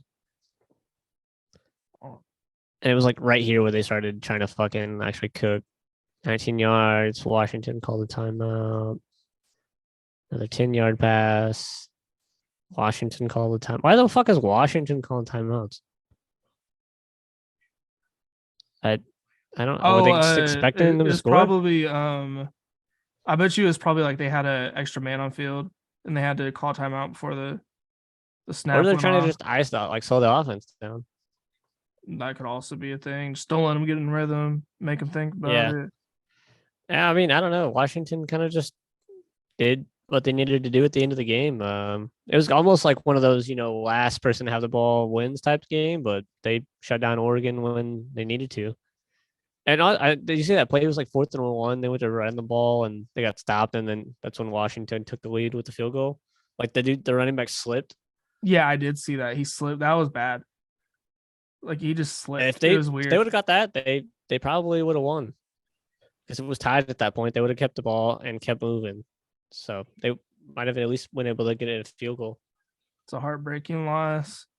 Looks like Hate to say it, Oregon, that 0 national championship logo is gonna continue for another year. Hate to see it. It's payback for beating our ass in the 2014 playoffs. So how the turntables? Not really, because it's not the playoffs, but fuck you. That's all I gotta There's our say. boy Kirk Herbstreit getting ready to announce the I'm gonna go pee real fast. playoffs. But all right. Yeah, we got the playoffs coming up. Watching the playoff reveal show. Got Kirk Herbstreit and the gang getting ready to announce who will be the number 6 team that we're talking about. Who's going to be number 6? We know 1 through 5 at this point. It's pretty obvious. So, who's going to get that number 6 spot? Ooh, they pulling it up. All right. Looks like we got Cincinnati at 25, NC State at 24, Oregon State at 23, Oklahoma State at 22, Tulane at 21. That's interesting. Oklahoma State jumped all the way up to 22. I'm kind of in shock about that. NC State coming back up definitely helps Clemson, definitely helps North Carolina down the stretch. That's really interesting. They're starting to pull them up. All right, I'm back. Oklahoma State jumped high, bro, all the way up to 22. Well, I'm gonna pull up the rankings, AP rankings. That So is they got interesting. OSU 24. Oh, they got NC State ranked 24. Yeah, that helps North Carolina and Clemson. Yeah, Tulane and it helps you guys. Here's where really. they put us. Where are they gonna put us?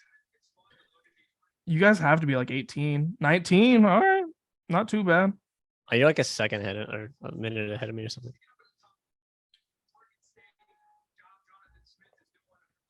Notre Dame's up. I'm surprised UCLA didn't drop further, losing Arizona. I thought they would have dropped a lot further than they did. You're a little bit ahead of me. 19. All right, I fucks with it. Yeah, it's like I said. I think we can push 10. I mean, that's a really good spot for you guys. Like, you guys still have Florida. With 3 losses, I mean, I'm happy with where we're sitting. Like, I'll get into it more on the team talk, but I'm fucking happy with that. I'm just happy to be ranked, to be honest. All right, I'm a little ahead of you, so I won't spoil it. All right. There's something interesting up in this. Washington next 17. They got Washington 15 on the AP. UCLA is the same. Come on. All right. We got K-State 15. Oh, shit. What the fuck? They moved them up 4. Damn. Look at North Carolina. North Carolina is up there now. They're the same as on the AP poll. Oregon. Yeah, this is like almost the exact. This is the exact same, other than K-State. They're really high on K-State. That makes TCU's schedule look really good now, especially if TCU has them in the Big 12 championship. That's cool. I like K-State. I still like them. They're a good team. Ooh. Penn State at 11. That's interesting. I mean, they're 11 on the AP poll, so I'm just kind of surprised. I would have North Carolina at 11. To be fair, Ooh, they're bringing out the top 10. still waiting for it to flip. 10's interesting. And it's probably Utah. Yep. Yeah, it's. I'm honestly assuming it's probably all the same as the AP poll, other than like 6 to 8, maybe different. I'm kind 5 of to 8. surprised that I'm not surprised like on the rankings because like the AP is like the same, but I'm surprised that it's so similar. Because there's a big like difference last week. I don't know why you're ahead of me. I don't understand. I'm sad. Makes me sad. I don't know. It's weird. Okay, Utah's 10. Clemson's gonna be 9. Yeah, Clemson's 9. It's Alabama's gonna be 8. it's gonna get interesting after 8. Yeah.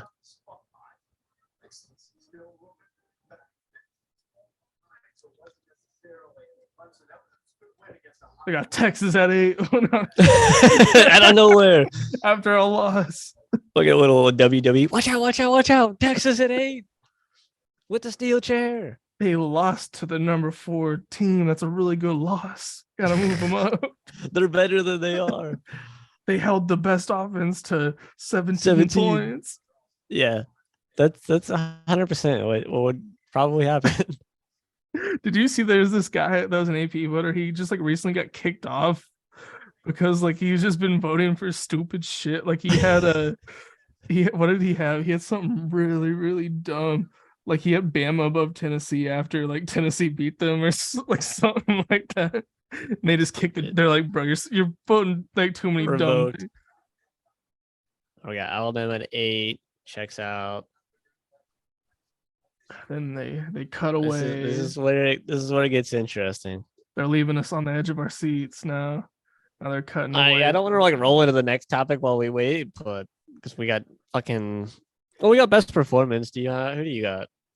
Best performance. What do I got?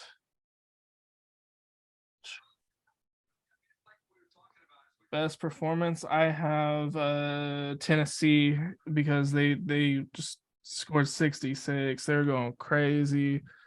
Yeah, they did. They were cooking.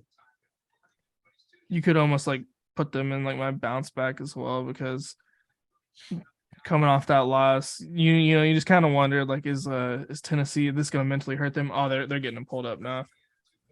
Here we go. I think Missouri is kind of an up and coming team. I think they got a good coach. Come on, Kirk, stop fucking talking. Dude, I'm ahead of you, so like I got the rankings pulled up. I'm guessing LSU 7. We'll see. They do the same thing like we do. We go 1, 2, 3. Which we they're starting at 1. Yeah, they're starting at 1. Georgia's 1, obviously. 2 is probably Ohio State. Yeah, should beat Michigan. Yeah. Then obviously we're gonna have TCU at 4, and then that's where it gets interesting. They haven't pulled TCU up, but I mean we know that's. Watch they fucking Texas 4. bro, they fucking put USC at 4.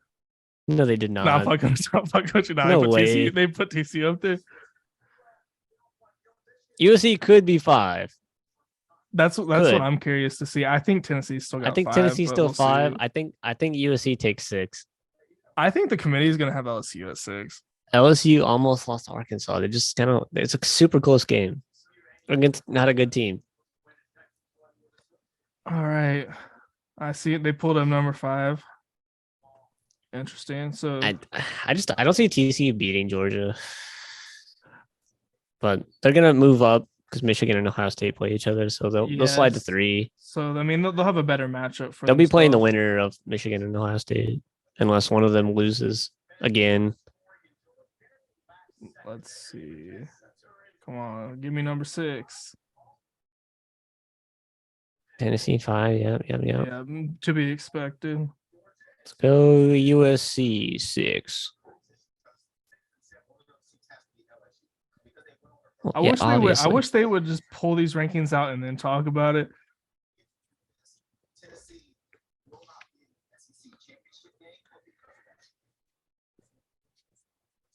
talking about all the stuff we've been talking about. All right. I got number 6. I see what they did there. Interesting. It's USC 6. It has to be. It makes sense. Interesting what they did there. It really makes sense. I feel like I'm right. I ain't gonna spoil it.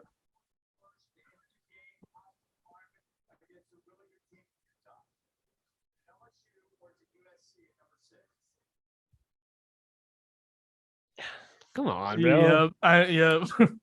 All right, like I'm over. So now we know what the rankings are. Exactly what the LSU AP 6. was. Like damn near the rankings were exactly what the AP were, except for the at the bottom. entire fucking top. The top 14's the same. I think 15's where it starts changing up a little bit. But all right, moving on. Well, I mean, yeah, that was interesting. We didn't really learn much besides that the committee really likes the SEC. They got LSU at number 6, so USC has an upward battle because I would put USC over them, man. They lost by 1 point to Utah, and LSU has lost twice, and they almost lost to Arkansas. See, this is what I don't like about the committee. I feel like they think too much about like what ifs and not like what has actually already happened. Like LSU, like, yes, what if they win? Yeah, if they win out, then yeah, they're getting in because they're not the SEC champion. They're not going to. They're not going to beat Georgia. It's not happening. So I think Georgia's already a foregone conclusion of not being. Like we can almost just forget about LSU. I'm like 99.8% sure that they don't win. So I honestly don't think we got to worry about LSU. It's Tennessee. I feel the same way about USC. I don't think USC is going to win out. No. All right, then it's going to be Tennessee versus Clemson, TCU, Utah, and North Carolina is like the people battling, and the loser of the Ohio State Michigan game battling for 4. Which I mean, USC could win out and LSU could win out. I'm not saying it's impossible. I'm just saying it's very unlikely for those two teams to win out. They both have really good teams left. Like USC is most likely playing Utah, UCLA, and Notre Dame like to finish out their season. That's a really tough stretch. And then LSU has Georgia, and they'd have to play Georgia again, like back-to-back weeks. So, you said who? Sorry. Is it LSU? Doesn't LSU like finish the season off at Georgia? Yeah. So, yeah. So if I don't know if they lose against Georgia, do they still? They still make the championship, right? Yeah, or is that the championship? Like, is it already clinched, and that's why they have them lined up? Because I think it is already clinched. So that might just be the championship game. That might be what they're referring to right there. Maybe that's the North Carolina Clemson matchup too. That I don't think they play back to back. I think that's the championship game. That might be what it is actually, because those are both those both are clinched. We went through them, and we're like, yeah, there's no way Clemson doesn't make it, and there's no way North Carolina doesn't make it. Okay, so yeah, I don't know. Maybe North Carolina's maybe not gonna make it. Yeah, if they don't play them twice, yeah, that's a one-loss ACC champion against a one-loss, non-Big 12 or Big 10 champion like Ohio State. I would honestly put North Carolina in over a one-loss Big 10. Like you won your conference. You should be guaranteed. If you have one loss or none, guaranteed. So the problem is there's 5 Power 5 conferences and there's 4 spots, which is why I'm glad they're expanding. But if you're undefeated, automatic, boom. Absolutely. So Georgia's going to go undefeated. Michigan, Ohio State, one of them is going to be undefeated. So the SEC, Big 10, solid. TCU, if they can win out, that'll be the Big 12. The Pac-12's already got a loss, and the ACC's already got a loss. So you're looking at a one-loss Pac-12 champ, a one-loss ACC champ, or a one-loss Michigan, Ohio State, Tennessee. I think this might be the year we see a 2-loss team in the playoffs. It's potentially, because I don't think TCU wins out. I think TCU is going to lose before the season. I don't see how you could have a 2-loss team, because the one-loss Ohio State, Michigan loser is going to get in over a 2-loss team. That is true. There's no way a 2-loss team gets in this year. It's not happening. Unless LSU wins out. That's the only. If LSU wins out, yeah. But I think Yeah. Georgia it'd still be Georgia would still make it. Yeah, Georgia would be like 4 probably. It would probably be fucking the winner of Ohio State, Michigan 1, LSU 2 with 2 losses. Probably the TCU if they went out 3, and then Georgia 4, something like that. I think Tennessee might. wild. I think Tennessee might get in, because I don't think TCU is going to win out. I don't see them beating K-State twice. If they have to play K-State in the last game of the season, I just don't see it. I don't know, man. And who does TCU have this weekend? Actually, I want to take a look at that because I feel like it might be Baylor, or I might be wrong. Yeah, Baylor's ass. Baylor has potential. They have the potential, though. They have the potential. Iowa State's not that great. No, they're not. They're not going to lose to Iowa State. And then this will more than likely be K-State. But they did beat him by 10. Martinez is out that game. Granted, the backup's not a bad player though. Is he going to be back? Yeah, he was back. He came back for the Texas game. Okay. So this is going to be just an interesting next few weeks because some of these games are actually really like they look kind of interesting. And now these games are like elimination games and shit. Florida State's going to make it with 3 losses. Watch just like USC collapses and Tennessee collapses, and I think it's like statistically impossible for us to make it. Like Clemson would have to lose all 3 of their next games, but even then, I still don't think we'd make the ACC championship. So like we wouldn't be an ACC champion.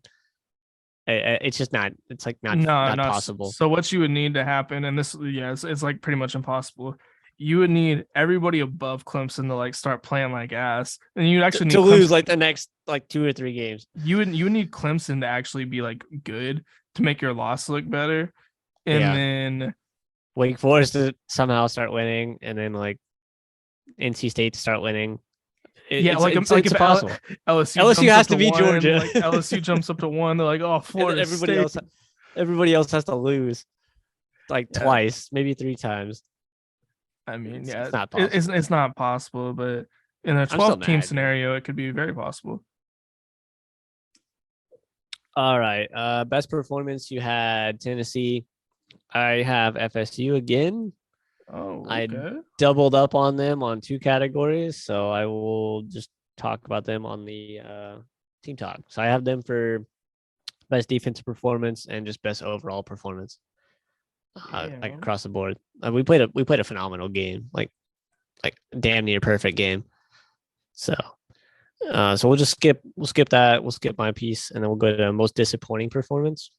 We could have the same one here. I got UCLA getting upset by Arizona. Who Arizona, don't get me wrong, isn't like a terrible team, but didn't Arizona play who the fuck did they play close? Was it USC? Yeah, they played USC as well close. Yeah, so I mean that's also a little like inclination into maybe how good or how not good USC is, because if Arizona beats UCLA and then Arizona almost beat USC, or it was close game, I don't know, almost, because I didn't watch the game. I don't remember exactly how close it was. So I don't know. That's a little bit of a knock on USC as well. Yeah, I mean, like if they beat UCLA, we still don't know if UCLA is a real deal. So UCLA had an 87% chance to win this game before it started. Look at their running backs rushing yards, man. He rushed 181 and 3 touchdowns. Yeah, they carried hard. Total yards is 30, almost 30 yards off. UCLA has the lone turnover. Arizona almost doubled, or not doubled. They have like almost 10 more minutes possession time. That's probably because they ran the ball fucking a dick load.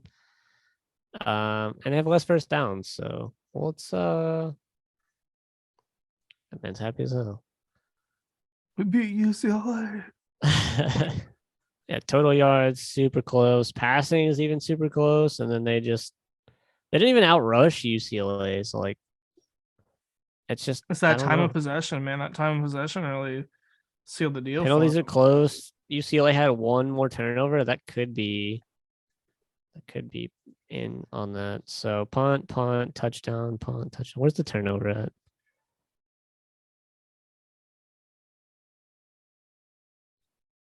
Where am I not seeing it? That was the missed field goal considered a turnover. Oh, probably, yeah. Because the Arizona 27, maybe. It's the only thing that makes sense to me is they just consider the missed field goal a turnover. Oh, he Oh kicked no, it down, from down, downs. I see it. they returned it. He caught it. They didn't make it. The dude returned it for 21 yards. Damn. No, I see the turnover. It was on downs like two things before. Like in the Oh, half, yeah. okay. Never So mind. they went for it at the end of the half. Oh, and so at that point, they were only up by 7. So I guess the turnover really didn't even affect them because they didn't get any more points off of it. They missed a field goal here. That would have made it 21-17. And then when they scored it here, they would have went up. 24, 21 at that point. I mean, yeah, that missed field goal and then that turnover kind of fucked them a little bit. Yeah, and then just the time of possession, and it looks like they just couldn't finish it out at the end of the game. They just weren't getting it done offensively. They made it to the 29. So they had a minute and 7 seconds from the 28, 15 yards, 9 yards. Why is the time not changing here? Pass 4 to, yards. I don't know. Yeah, they ended up getting a pass interference. They still have a minute and 7 seconds. What the fuck is this? What is happening here? This must be wrong. Yeah, they just Yeah, and then from here it drops to 10. So they're at the 29-yard line with probably 10 seconds left. I don't know. I mean, they could have a field goal would have put them 2 points back, so they would have had to, Hail Mary and 3 incompletions. So, I don't know. That's tough. yeah, it was a rough loss for UCLA. That definitely kills any hope they had left of making the playoffs. Yep. I mean, they can still look forward to perhaps a New Year's Six bowl if they, went out and beat USC. But as far as big time playoffs like they were hoping for, it's done, and it just sucks they lost to 4-6 team. So They'd be fucking 9-1, and if they were 9-1, they'd be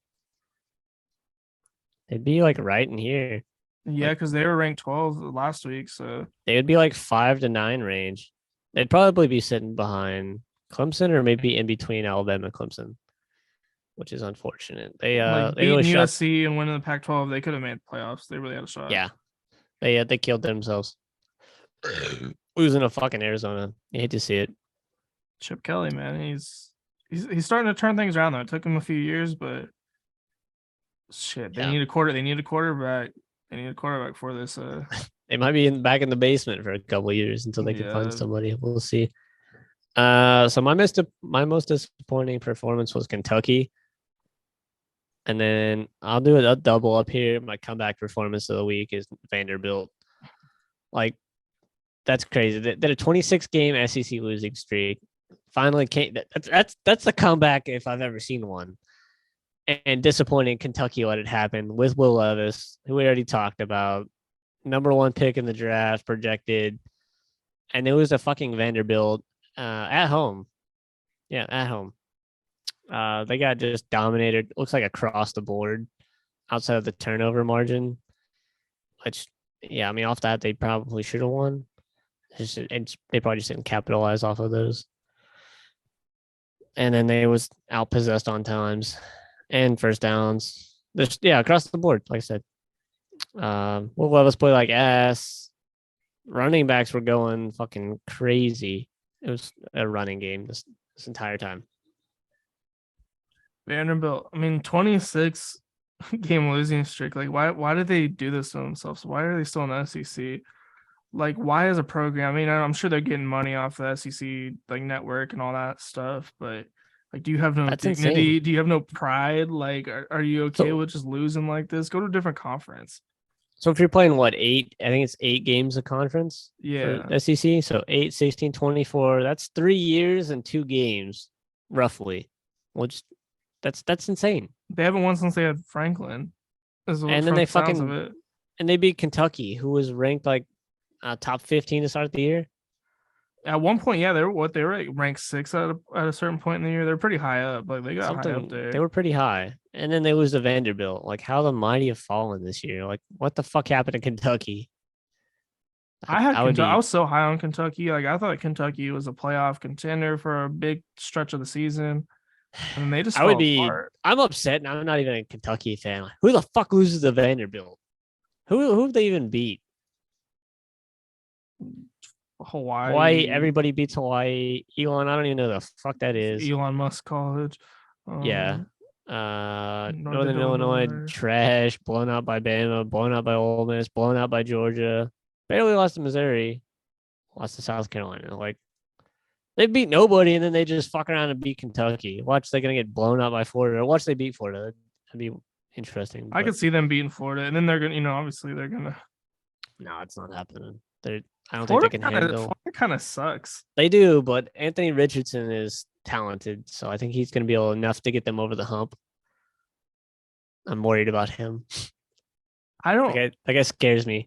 Well, so see, the thing is, like, if they stop him on his feet, he becomes a significantly like worse player Yeah, in a situation like that. So I mean, like, yeah, he's probably gonna beat Vanderbilt, but I would not be surprised if Vanderbilt got the upset. Like Florida hasn't looked that good. Like they're a team I could see getting upset like any week. Like I just don't know True. with them. I thought I thought they could lose to A&M. Like thank God they didn't. Just because like I love seeing.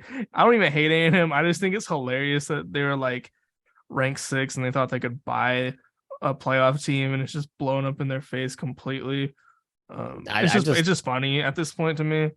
I just like seeing West Virginia, or not West Virginia, fucking Jimbo Fisher. I was reading this dude's shit, and I had West Virginia in my head. I just like seeing Jimbo Fisher lose. West Virginia. Fuck him. West Virginia. Bro, Country road. I hate their song, man. Take me home. Did you see so the fucking Buccaneers game in Germany, like Yeah, they they thought- were singing some they shit thought like that song was like our national anthem. I'm not saying all of them did, but I did see something like people were thinking that was our national anthem. That's Like, hilarious. That's wild. That's great. Honestly, I wouldn't be mad. That's a great song. It's a better song than the national anthem. Like national anthem, like no disrespect, but it's a terrible song. Like song wise, like I like the national anthem. It sings well. It gets I you, like gets you going. I like America. Like it was America the Beautiful or some shit. I like that one better. That should be the national anthem. Join the military and the national anthem hits a little different. I don't know. I mean, I guess it's still a terrible song. Like it's so slow. Yeah. It has no melody. It's like I'm just being a music critic at this point. Like, no, I get what you mean. Like there's some meaning behind it. I'm not saying like I don't fuck with it because it's like the national anthem. Everybody fucks with it, depending on who's singing it, how it's sung, the environment. True. It can be ass. Did you ever see when Fergie did it at the NBA? I did it. Terrible. That was the She's funniest. dog shit. That was the funniest thing I've ever seen in my life. Like, I don't know what she was trying to do. all the NBA players were just like dying laughing. Like There was Draymond all was like, laughing and Curry was laughing. They're trying not to laugh, but they like nobody could help themselves. I'd be dying. Terrible. I'd be dying laughing if I was there. I enjoy it. I don't think we'll ever change it. Oh no, hell no, we ain't gonna change it. No shot. It's too deep in there. Like It's like a 0% chance. we're not Negative. changing a lot of shit. Like it's just too deep. Like I don't know if other countries change shit like that either. I don't think they do. Probably not. Unless something drastic happens. The government gets overthrown. It's Yeah, the unless only way. like I'm sure Germany changed their shit up when Hitler took over. Like I'm sure stuff changes in scenarios like that. Yeah, probably. I don't know what the German national anthem is now, or potentially what it was then. I don't know when But Kanye wins in 2024. He's gonna change it to something crazy. Well, it's gonna be The Rock and fucking Kevin Hart running in 2026 or 2028. 28. Yeah, 'cause Trump's gonna win again. It's gonna be a landslide. I bought a Kanye 2024 hat. There's no way the guy got canceled. He's not fucking good. Oh no, I know he's not gonna win. Like Is he gonna run? Is he actually gonna do it?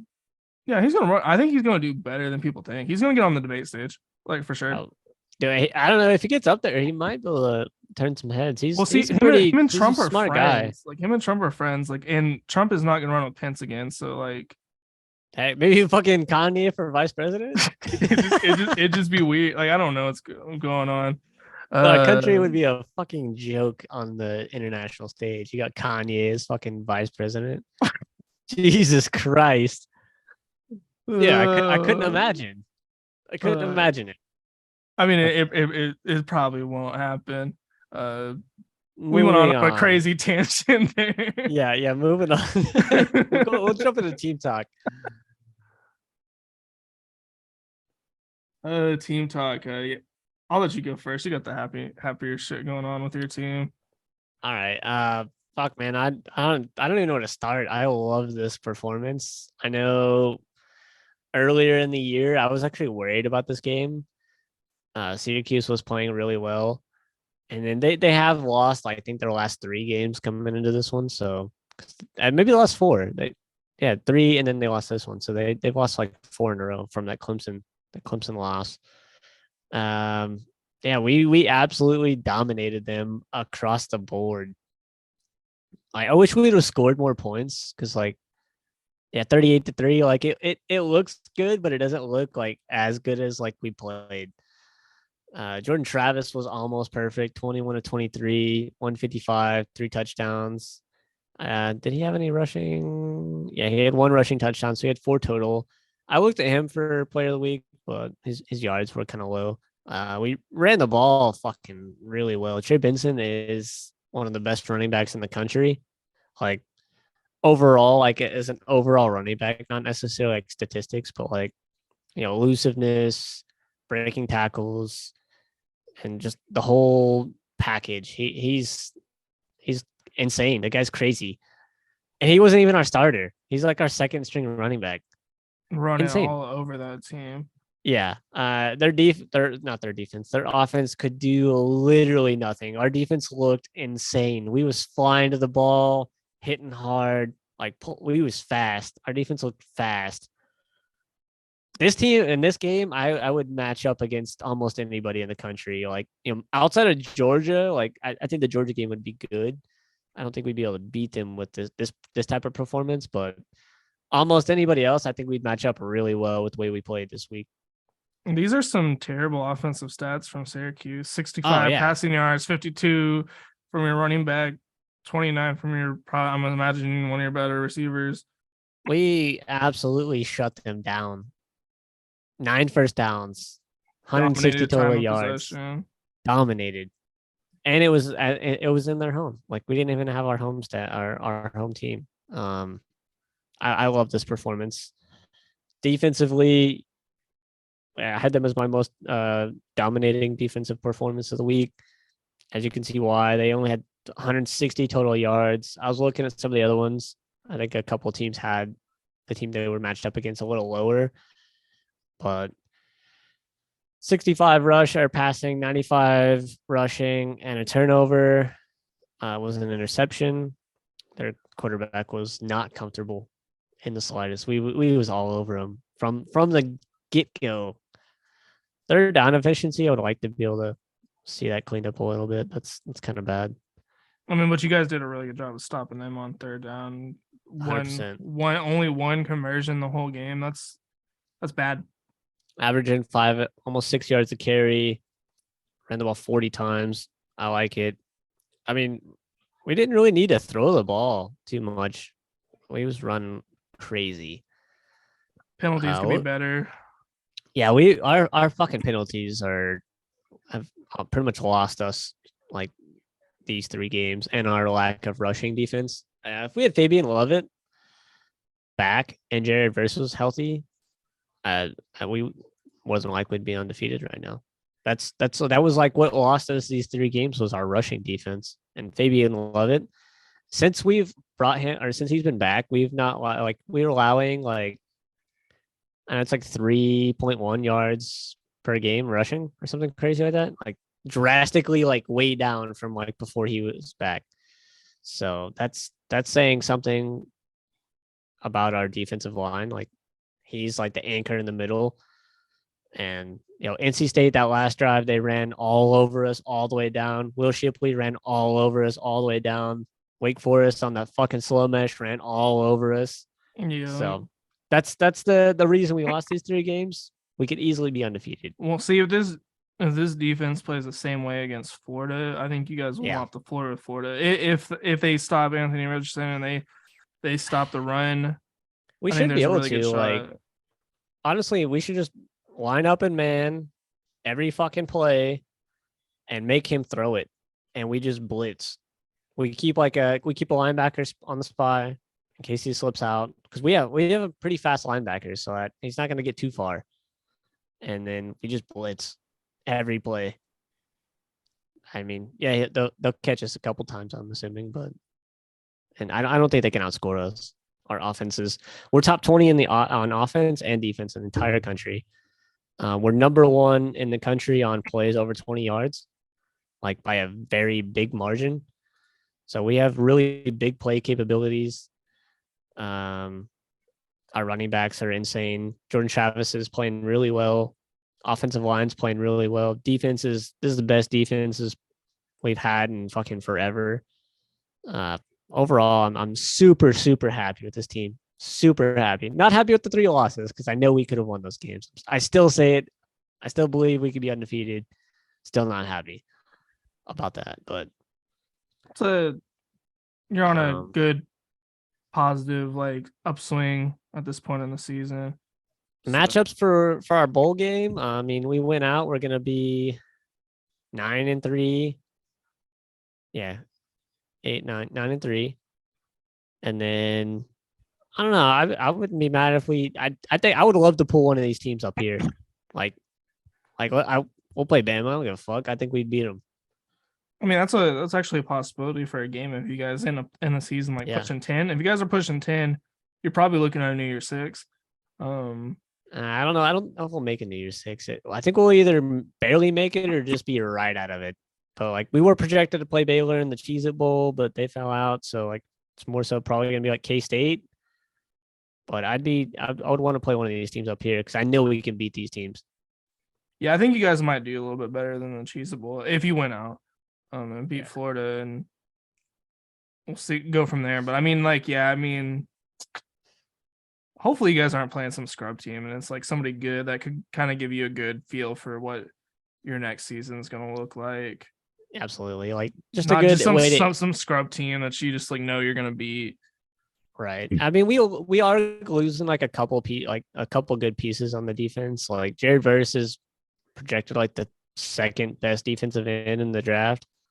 He's sophomore though, but I don't know if he like would go. So I don't even know if he can go.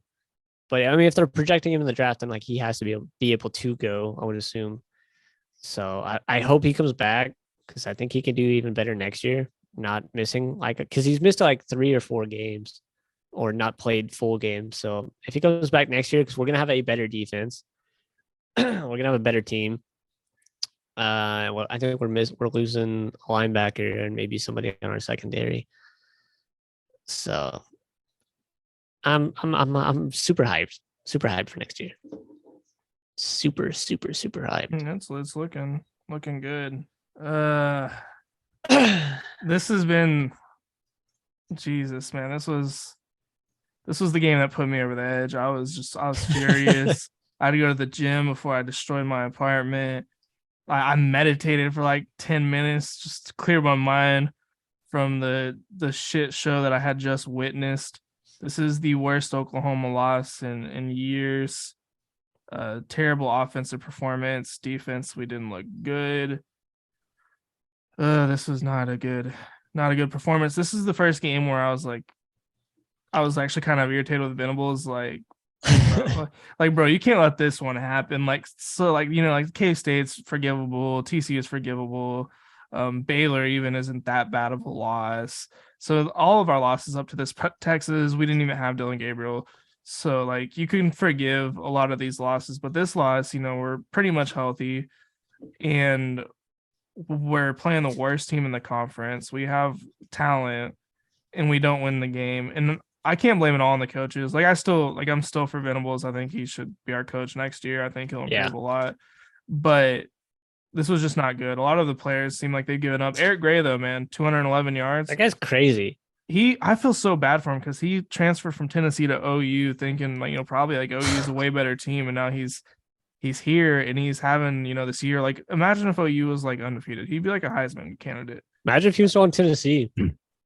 So I'm saying he's still like projected like 3rd round. So it's not like it's the end of the world for him. He's still doing great things. But yeah, this was not a good performance at all. I'm just like I'm at a loss for words. I'm so disappointed in this team. I think Jeff Levy, man, like I don't know how I feel about him on offense. Our defense, man, they're just like they can't make tackles, especially on third down. Like third down, they just give up. Like you just know it. Like, oh, it's third down, they're gonna blow it. It doesn't matter if it's like 3rd and 1 or 3rd and 20. The defense is just gonna blow it They're every giving it up. time. I mean, That shit's so this frustrating. game, the defense actually wasn't that bad, but our offense doesn't show up. So like, it's like our offense will do good, but our defense will play terrible. And then sometimes our defense will play really good and our offense plays terrible. And they're never just both good. I don't care about the weather. I know like people are using that as an excuse. Like the weather was bad. Well, you know what? West Virginia was also playing in bad weather and they still won with their Facts. backup quarterback. Like, come on, give me a break, man. The weather, like this is you got like 4 and 5 star athletes on OU, man. They can't just be getting beat by a team. Like West Virginia This wants their dude coach fucking fired. cooked you guys. I hate that guy. He's a tool. He fucking cooked y'all like bad. Yeah, I think Bad, that's really that's bad. gonna be like the highlight of his life. He was like doing that thing, where quarterbacks like get up on the sideline and like try to like fire the team up, but like his O lineman just kind of looked annoyed with him, like, man, get your ass out of my face. I mean, they won because of him. Uh, that What do they you suck. mean? That They that suck. dude, that dude went crazy. I mean, he did, but like I feel like more like we gave them the game. I don't think he's like a great player. I think we just This is like fucking gave him. terrible. Oh no, we can't convert. This team gave up, man. Like this, like I can't. There's nothing. I don't have a positive like thing out of this game. No turnovers. Yeah, I mean, I guess They turned the ball over twice and you guys still lost. That sucks. that's what I'm saying. Like we should not have lost this game. We had all the opportunity. You guys outrushed them and they barely had more passing yards. They just had more fucking time of possession, like way more. Like that's Yeah, crazy. like a crazy amount more. And then the thing about this is we're going into Bedlam now. I still think we win. I still think we win this game. I do Just too. because Benjamin Sanders is back. I think this game is like rock bottom for OU, and I think this game might be a wake up call for a lot of these players. Like we might not even make a bowl game. We You might guys have to win, like, because if you guys lose to OSU, you might not win the next game. Who you guys have to OSU? at Tech. We might lose both games, Yeah, so you we guys have kind to of have win to one win of this these two game. games. I think we win this game though. I mean, OSU is not that good. OSU has more to lose in this game, so they're going to be more nervous about it. Like at this point, OU has nothing to lose. Like, oh, we might not make a bowl game, but like OSU has all this. They've been talking shit. Like their fans, and Mike Gundy has been talking a lot of shit on I would be OU. too. They're putting a lot of pressure on themselves. OU has no pressure in this game. They're at home, even though it's not really a home game. Bedlam is essentially like, yeah, it's at OU Stadium, but it's like a neutral game. Like Yeah, it's gonna be like half and half. It's gonna be half orange, half red at that game. So I'm excited for it. I'm super excited for it. It's even when the two teams aren't that great, it's still like the primetime game on You know ABC what that sucks? night. Something crazy. Was that I have a chance to go work security at this game for free, what? but I can't go Yeah. because that's Kat's birthday. Oh, I'm so mad, bro. oh my god. Because one of my bosses was like, he's like, "Hey, do you root for OU or OSU?" And I was like, "Neither, but I mean, if I had to pick one, I pick OSU." And he's like, "Oh, I mean, you want to go work security for the game on Saturday?" And I was like, fuck. Damn, you probably would have been like, Down on the field or like right, probably close like to the like field." dude, that's like a once in a lifetime, and they're not gonna play for it. Like they got one more year probably, and they're not playing for a minute. I might try to like Yeah. change it. Can we do something like Saturday? Yeah, can we? Yeah, Sunday or something or Friday night. Or, But yeah, he said we're going down at like 11:30. Oh, you'd be there all day. And it's gonna be cold. That'd kind of suck. The whole thing until the game would suck. What's the weather looking like there for Saturday? Let's see. Stillwater. Is it? It's in Norman actually. Yeah. Let's see. It's gonna be 44 degrees. Yeah, I honestly would rather not go. It's gonna be so fucking cold. Yeah, I mean, And you're gonna be there for like 3 hours too. Like, it's just gonna be freezing. yeah, the weather would suck, and being there that long. But Just probably standing there, like, can't sit down. running up and down the side, keeping warm. I would like to go, but it's just gonna be too cold. I don't like the cold to begin with. I mean, I would go if it wasn't so expensive, but it's pretty expensive. This game is. What are the tickets looking like? Like 99, like the cheapest. Damn. And that's like the cheapest, and it's like not even like where we were sitting. It's like a lower level, but it's like a bad angle. It's like okay. kind of by the field goal post, but like in the corner, and you don't get back support. You don't get back support down there. So I'm like, nah, no back support. That sucks, not a good view. Because both of these teams are ass this year, and like, but it is like the last bet on them, so like that's probably why. Yeah, I mean, it'll either be. I'm assuming it'll be next year. I don't think we'll get an SEC by the end of this year, but probably not. Yeah, this is like one of the last Bedlam games, and Oh shit! I think we win this one. Hell yeah, I'm definitely going next year if there is one next year, because like it'll probably be the last one. Like I don't see there being another one after that for a while. Yeah, it's gonna be interesting. This is one of those games like OU fans would never do this. They got too much pride. But like, should rush the field if we win this game. Like we should rush the field if we win this game. I can maybe see it.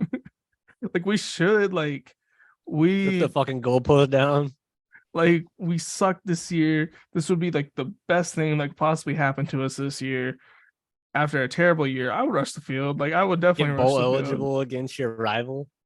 Yeah, but I mean, OU fans are like, no, we're too good to rush the field. We don't rush the field for regular season wins. Like, you know what? Fuck you guys. You guys got to learn how to be a bad team, because that's what bad teams do. Okay, we're bad this year. You guys should start every time you guys play OSU. If you beat them, just rush the field. Like, fuck it. It's your arch nemesis. You might as well. I think, and OSU has been talking so much shit this year. It'd just be so good to beat them, because like OU doesn't really like. We talk a little bit of shit on OSU, but like in general, like we're worried about. You don't even need to. We're worried about bigger fish. You know what I mean? Yeah. And OSU just like they celebrate our losses like as much as they celebrate their wins. Like they have so nothing. Sad. Like OSU turned out to be bad, because I thought this was going to be a blowout. I was like, OSU is going to beat the dog shit out of OU, and they fall off a cliff. They still could beat the shit out of OU. I wouldn't be surprised. I wouldn't be surprised if it's a blowout either way. I mean, it could be a blowout at halftime, or it's gonna. I don't think you guys blow them out unless they play like they have been when everybody's blowing them out. But I think it's actually going to be like a close. I think it's actually going to be high scoring. I think it's going to be a high scoring game. I think it's going to be like 42-35 or like some crazy like that. Probably, yeah. Or we just get blown out. I mean, it's one of those two. But I really think we'll win, and it'll be a close game. And OSU fans will have to just suck it up for another year. That's my hope. This game makes me nervous, though. This is the most nervous I've been for a game in a long, long time. Just probably since last year's Bedlam. Is the stakes are so different, because last year it was like we need to win to get in the playoffs, and this year it's like we need to win to get into a bowl game. Like period. Like to have a 500 season. I've been nervous all year. It's been a weird year for us. Yeah, matter of fact, it's been a weird college football year period. Like it's weird. It's a weird year. Like you would expect, Alabama be good, Georgia obviously be good, Ohio State, Michigan, like nobody expected TCU, Tennessee, LSU, or USC to be good. Like it was probably going to be Georgia, Ohio State, Michigan, Alabama, Clemson. Like that's what everybody thought. how it's gonna shake up, and it's more than likely just gonna be 2 out of that group. Yeah, I mean, this Crazy. season has been like Upsets. It's been an upset every week. Oregon got upset this week. UCLA got upset. Like, there's not been 1 week with no upset the entire fucking year. this is why I don't want Georgia to win though, because it would just put it ruin the season for me. Like we've had all this If- crazy stuff If just they for win. Georgia to repeat. Like It makes sense. I mean, they're sitting on the top, and everybody else is down below, like a tier below them, just killing each other off. We can look into next week's schedule before we move on. do we got next week? All right, Tulane SMU. I think that'll be a pretty good game. So SMU's like vaguely good this year for some reason. Yeah, they had the 9 touchdown game Yeah. with the Mordecai. Illinois, Michigan could be good. Could be. It depends off Illinois' fucking defense, and maybe their offense shows up a little bit. That could be a potential upset. I think Michigan still like probably dominates that game, but there's upset possibility there. TCU Baylor will be good. I'll probably be watching those 2 games along with the FSU game. I probably will be turning this off after like the first quarter because we should be beating the fucking dog shit out of them. Like, I imagine our backups are in by third quarter. Has to be. I think Baylor gets really close. I don't think they win, but I think they get really close. Tech Liberty, Wisconsin, Nebraska. These are kind of terrible. K-State, West Virginia could, if they play like they did against you guys, this might shake out to be a decent game. Watch that quarterback just be that good, and he just like comes in. And Maybe he's a dog. This is the game Kentucky needs to show up. Please, God, please, God, Will Levis, please show up. Yeah, I don't think they do, but it would be they've struggled, and like at some point, like they're not that bad of a team to where they can't turn it around. And if Will Levis is truly like that good, he has potential to play really good in this game. Mark Stoops is a really good coach. But it would be very cool. It would be very swag, very poggers, very cash money. I don't think it moved Georgia out just because of how biased they are for the SEC. But Kentucky's unranked with like 4 losses. They should drop out of the fucking top 5. They'd get back in by the end of the year, though. That's what I mean. No if they went on to win SEC or something. They beat LSU, but then I don't know. I don't think they should make it. If it was Kentucky here, they don't. I hope it knocks them out. I will like to watch Clemson stomp the dog shit out of Miami. That'll be cool. Texas, Kansas will be a good game. I think Kansas wins. I do too, but I think it'll be good. Oh yeah, Virginia, man, rest in peace to the players. They're talking about canceling the last 2 games of the year. Shit, I mean, I would. I mean, Jesus, that's fucked up, man. Crazy. But yeah, that's Georgia Tech, North Carolina, that might be okay. You got Bedlam, USC, UCLA. That's gonna be a good one as well. This might be Utah, Oregon too. Oh, that's a good game too. Late as fuck. This might be the week where there's no upsets. This might be where it ends because I don't see any like other than like this game. Like there's no like top ranked teams that should lose, but this wouldn't be an upset. So or this one. Wait, scroll up. There's a game at the top that I thought was like pretty probable. Not probable, but like it had a really good potential. Baylor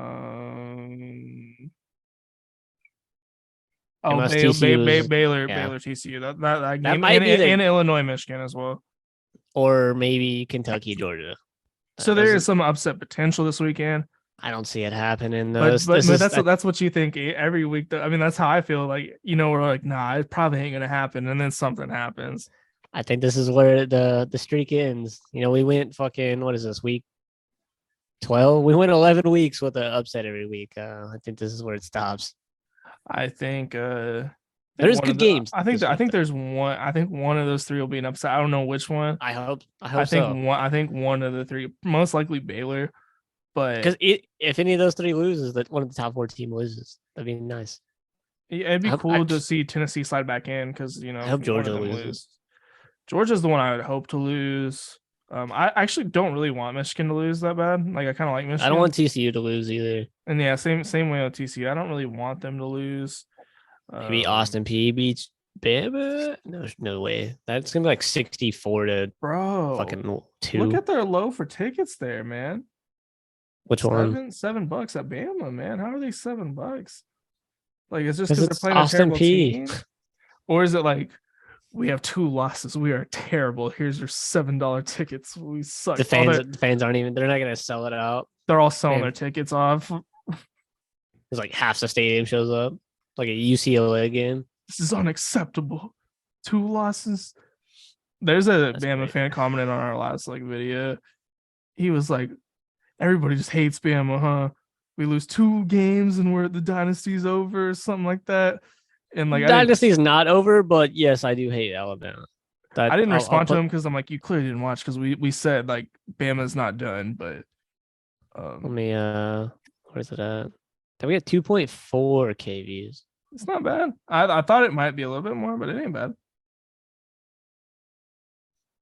This dude, that person that said Jesus loves you and God bless this dude. Yeah, somebody Jesus like is roasted dead. him. Pray to God instead. Read your Bible. I was very confused by that comment because I was like, okay, so you believe in God, but not Jesus. Are you Jewish? Like, I don't know. And then that other guy that commented, that guy's like a loyal fan. He's been on like 3 videos. So shout out Which that one, the guy. Alabama guy. The guy that was like, Oh. read your Bible, like that guy. He's like Oh. been on like a few comments like in our Good videos. shout out. Yeah, so yeah, shout out. What's his name? Roz. Yeah, shout out Roz. You've been watching our videos for at least like 4 weeks. Respect. But yeah, the Bama guy, the dynasty's not dead, but yeah, I hate Alabama. So when Alabama loses, the country wins. Yeah, everybody hates Alabama. Come on, man. Like, yeah, you're right. Everybody does hate Alabama. They're the best college annoying. team of all time. We'll set that straight. Nick Saban's best coach of all time. Yeah, okay. But it's nice to see him lose for once. Come on, you can't have fucking every year. We are just tired of seeing the same teams every year. We want something different. Like, is that It's too nice bad? if it's your own team. See, if it was Florida State's dynasty, I'd be shitting on everybody. Oh well, that's how it was with the Patriots when we were on our run. I was like, oh yeah, fuck yeah. And then it's nice when it's your team, but when it's the shoes on the other foot and it's not your team, and your team fucking starts losing, you're like, college football sucks. Man, I'm glad we did this show this year because like I would have quit watching like long ago. Gives you a reason to actually like watch other games other than like your own teams. Yeah, like, I've watched every FSU game this year. Like this is honestly the first time I've been able to watch every FSU game for like a long time because like being in Japan, like the games are like fucking 2, 4 in the morning, something like that. And I don't have a way to watch them because we had AFN over there, so it's like you might get 2 games, and it's usually like the bigger games on at the time. So like if FSU's not playing prime time or like a big game, it's probably not going to be on. So I'd have to like find a stream or something like that, but I'd be at work or asleep. So it's just nice to be able to watch the games I want to watch. So it's the first year I've been like super, super heavy invested in college football. Yeah, same. And the podcast absolutely helps too. Like, and I get excited about just random games. Like I'm like, oh shit, like this game's happening this weekend. And it's like 2 teams like I normally wouldn't care about, but like, I'm kind of excited about, this Baylor TCU game. I'm kind of excited about the Kentucky game. I'm obviously really excited about Bedlam, even though there's not really that much like stakes to it. But hey, I'm excited for us to stomp out Louisiana. Watch us lose. I'm gonna cry. Upset of the year. It actually wouldn't be that big of an upset. That would be an upset. It wouldn't be upset of the year, but it'd be a pretty fucking big upset. It would be an upset. It'd be an upset if you watch college football. Everybody would be like, whoa. It's not happening. We're at home. It's not happening.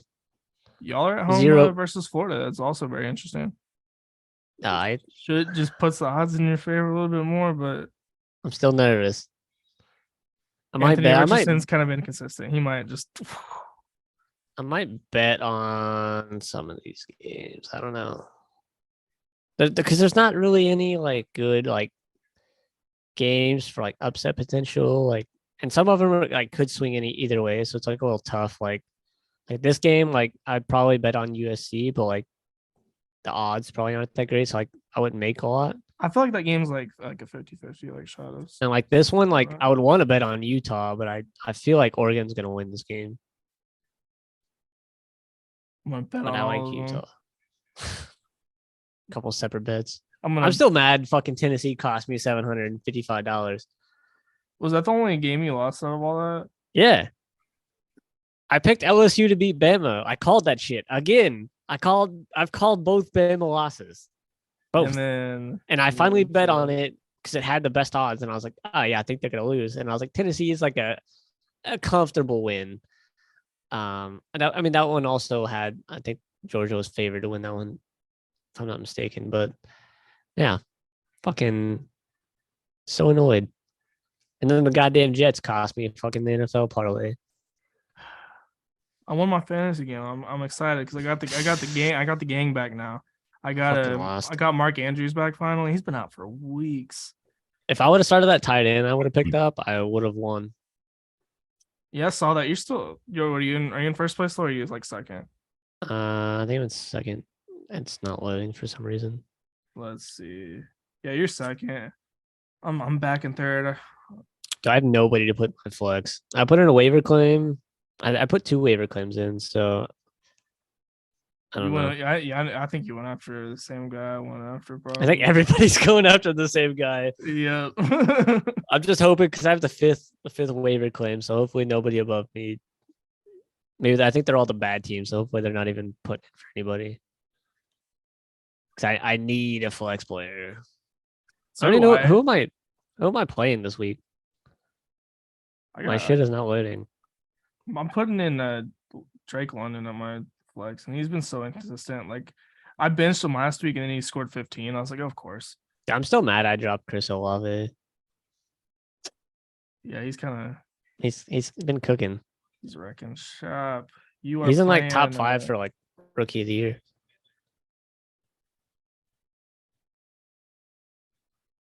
Justin Fields of Dream. Who is that? Can you click on their name, see what their name is? Oh fuck! I think I knew who that is. God damn it! It's my boss's wife. He's basically got 2 teams. Fucking Engel. Yeah. That's his wife. I'm pretty sure. Because he changed his to team garbage. Yeah, I think it is his wife. Dude, she's got a good team. Yeah, she's 4th place. Like she's pretty good. I'll probably lose again, to be honest. Oh, speaking of that, I gotta set the